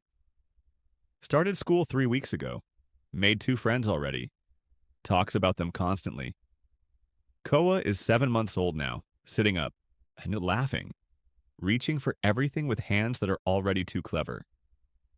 He looks like Noel around the eyes, like Rafe in the shape of his face. A perfect blend of two people who never planned him, but love him completely. Noel works part-time at a nonprofit that helps Omega rights advocacy. Started small, answering phones, filing paperwork. But his story went public during the trial, and now organizations ask him to speak, to testify at legislative hearings, to be the face of genetic rights protection. He says yes more often than not. Rafe runs his businesses remotely, sold the New Jersey operations, kept the ones that don't require violence or moral compromise. Spends more time at home than he ever thought possible. It's strange. Domestic. Good. Today is Saturday. Noel is on the porch with Ko on his lap, both of them watching the ocean. Rafe sits beside them, laptop open but ignored. Pax is down by the water building something elaborate with driftwood. "I got a call yesterday," Noel says. "From a lawyer." "What kind of lawyer?" "The kind that handles adoptions." Rafe goes still. Adoptions? Specifically second-parent adoptions. So both of us are legally Koa's parents. Not just biologically, legally. "What did you tell them?" "That I'd think about it." Noel looks at him. "What do you think?" Rafe closes the laptop, gives this the attention it deserves. "I think biology makes him mine, but law makes it permanent, protected. So if something happens to you, he stays with me. No questions, no fights. Nothing's going to happen to me." "You don't know that." "Neither do you." "Exactly, which is why legal protection matters." Noel is quiet for a moment. Koa grabs at his shirt, babbling nonsense. "And Pax? What about him? Would you want to adopt him too, make it official?" The question catches Rafe off guard. I'm not his father. You've been acting like it for 6 months. That's different from legal. Is it? You're the one who taught him chess, who helps with homework, who sits with him when he has nightmares about the hospital. Noel's voice softens. You're already his father in every way that matters. Law just makes it official. Rafe doesn't have words, which is rare, but this feels too big, too permanent, too much responsibility. I don't know how to be a father, he finally says. Neither did I, but we're figuring it out. I might mess it up. Probably. I mess it up too. That's parenting. Rafe looks at Pax on the beach, at the careful way the boy stacks driftwood, awed at the concentration on his face. What if he doesn't want me to? He does. He told me last week. Said you're the best dad even though you're not official. Something in Rafe's chest cracks, wide open. Okay, he says. Okay, what? Okay, call the lawyer. Start the paperwork, both of them. Koa and Pax. Noel's smile could light the whole coast. Yeah? Yeah. Koa chooses that moment to laugh. High, delighted, perfect, like he understands. Pax runs back from the beach, driftwood structure forgotten. Can we get ice cream, please? It's 10 in the morning, Noel says. So? So ice cream is for after lunch. But I'm hungry now. Rafe stands. Come on, we'll compromise. Pancakes now, ice cream later. Pax considers. Deal. They go inside. Rafe makes pancakes while Noel feeds Koa mashed banana that mostly ends up on his face. Yeah, Pax sets the table carefully, tongue sticking out in concentration. It's ordinary, domestic. Everything Rafe never thought he'd have. His phone rings. He almost doesn't answer, but the number is his lawyer. What's wrong? He asks. Nothing. Actually, good news. The last of the Helix investors just accepted plea deals. No trial necessary. They'll serve time and pay restitution to the victims. How much restitution? Millions. Split between the 6 surviving children and the families of those who didn't survive. Rafe processes that. How much for Koa? 1.3 million. Put in a trust. Accessible when he turns 18. It's not enough. No amount of money compensates for what was done. But it's something, a foundation, security. Thank you, Rafe says. There's one more thing. Braylock wants to write a letter. To Noel. Apologizing. His lawyer asked if Noel would be willing to receive it. Rafe's jaw tightens. Absolutely not. I figured. Just wanted to check. Braylock doesn't get closure, doesn't get forgiveness. He serves his time and that's the end of it. Understood. I'll inform his counsel. The call ends. Noel is watching him. Braylock? Wants to apologize. I said no. Good. Noel bounces Koa gently. I don't want his apology. I want him forgotten. Done. They eat pancakes. Pax demands seconds. Koa makes a mess and laughs about it. The morning stretches into afternoon. Later, when Pax is napping and Koa is down for his afternoon sleep, Noel finds Rafe on the porch again. I've been thinking, Noel says. About? Us. What we are. Rafe's chest tightens. And what are we? I don't know. Partners? Co-parents? Of friends who share a house and raise kids together?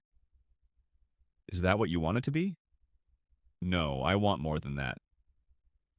Then what? Noel sits beside him, takes his hand. I want what we're already doing, but with the words that match it. I want you to be my partner, not just for the kids, for me. Rafe's throat feels tight. I'm not good at relationships. Neither am I, but we're good at this. This might fall apart. It might, or it might work. We won't know unless we try. I don't want to hurt you. Then don't. Choose not to. Every day. The way you've been choosing for 6 months already. It sounds so simple. Maybe it is. Okay, Rafe says. Okay. Okay, let's try. Us, officially. Noel's smile is soft. Certain. Yeah? Yeah. He kisses him. First time. Gentle, careful, perfect. When they break apart, Noel laughs. That took longer than the adoption decision. The adoption was easy. This is terrifying. Good terrifying or bad terrifying? Good. Definitely good. They sit together watching the ocean, holding hands, building something that looks like forever. Inside, Koa starts crying, hungry or wet or just wanting attention. Noel stands. I'll get him. I'll come with you. Because that's what they do now, together. The evening passes in the comfortable chaos of family life. Dinner, bath time, Pax's bedtime story, Koa's last feeding. By 9 p.m., both kids are asleep. Rafe and Noel collapse on the couch, exhausted, content. This is it, Noel says. This is what we fought for.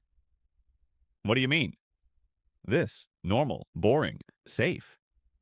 He gestures to the quiet house. No one's hunting us. No one's threatening to take the kids. We're just here. I'm unliving. You make it sound revolutionary. It is, for us. Rafe considers that? He's right. After everything, the manipulation, the fear, the court battles, simple domesticity is radical. I like it, Rafe says. Me too. They sit in comfortable silence, the kind that only comes after you've survived something together. Noel's phone buzzes. He checks it. Smiles. What? Rafe asks. Email from the advocacy group. They want me to speak at a conference in D.C. next month about genetic rights and omega protections. You going to do it? I think so, if you'll come with me. To D.C.? To everything, all of it. The speaking, the advocacy, the life we're building. I'm already here. I know, just making sure you plan to stay. I plan to stay. Good. Noel leans against him. Because I'm keeping you. Possessive? Absolutely. Rafe laughs. Real laughter. The kind he didn't know he was capable of 6 months ago. His phone buzzes one last time. Text from Keisha. Final Helix facility shut down today. Switzerland. Every file destroyed. Every researcher arrested. It's done. He shows Noel. Noel reads. Exhales slowly. It's really over. It's really over. No more looking over our shoulders. No more running. Just this. Just this. They stay on the couch until past midnight, eventually moving to bed, sleeping in the same room for the first time. Nothing dramatic, just proximity, comfort, choice. In the morning, Pax wakes them by jumping on the bed, demanding pancakes again, declaring it a beach day. Koa babbles from his crib. Happy? Safe? Theirs. Noel looks at Rafe across the chaos. Smiles. Rafe smiles back. This is it. The ending that's actually a beginning. The victory that looks like ordinary life. And maybe that's the whole point. They survived. They fought. They won. Not just the court case. Not just the battle against Helix Biogen. They won the right to be boring. To have pancakes for breakfast and beach days and arguments about bedtime. To be a family that no one can take away. That's worth everything. Later that day, on the beach, Pax builds another driftwood structure. Koa sits in the sand, grabbing handfuls and laughing when it falls through his fingers. Noel reads a book. Rafe watches all of them. Hey, Pax calls. Come help me with this part. Rafe crosses the sand, kneels beside him. What do you need? That piece, the big one. I can't lift it. Together they position it. The structure takes shape, something that might be a fort or might be a castle. And Pax's imagination makes it both. There, Pax says, satisfied. Perfect. Looks good. Dad? Pax asks, testing the word. Rafe's breath catches. Yeah? Can we do this every Saturday? Build stuff on the beach? Yeah, we can do that. Cool. Pax runs off to find more driftwood. Rafe stays kneeling in the sand. Dad. The word echoes. Noel appears beside him. Koa on his hip. You okay? Yeah, more than okay. He called you dad. He did. How do you feel about that? Rafe looks at his family. Noel, Koa, Pax collecting shells down the beach. I feel like the luckiest person alive. Even after everything? Because of everything. Because we survived. Because we're here. Noel kisses the top of his head. We are. We really are. The waves crash steady and endless. The sun warms the sand. Somewhere in the distance, Pax shouts about finding a perfect shell. This is the rest of their lives, and it's perfect. This story was about survival, justice, and choosing family. If it inspired you or made you think, please share your thoughts in the comments. Subscribe and turn on notifications so you never miss a story that matters.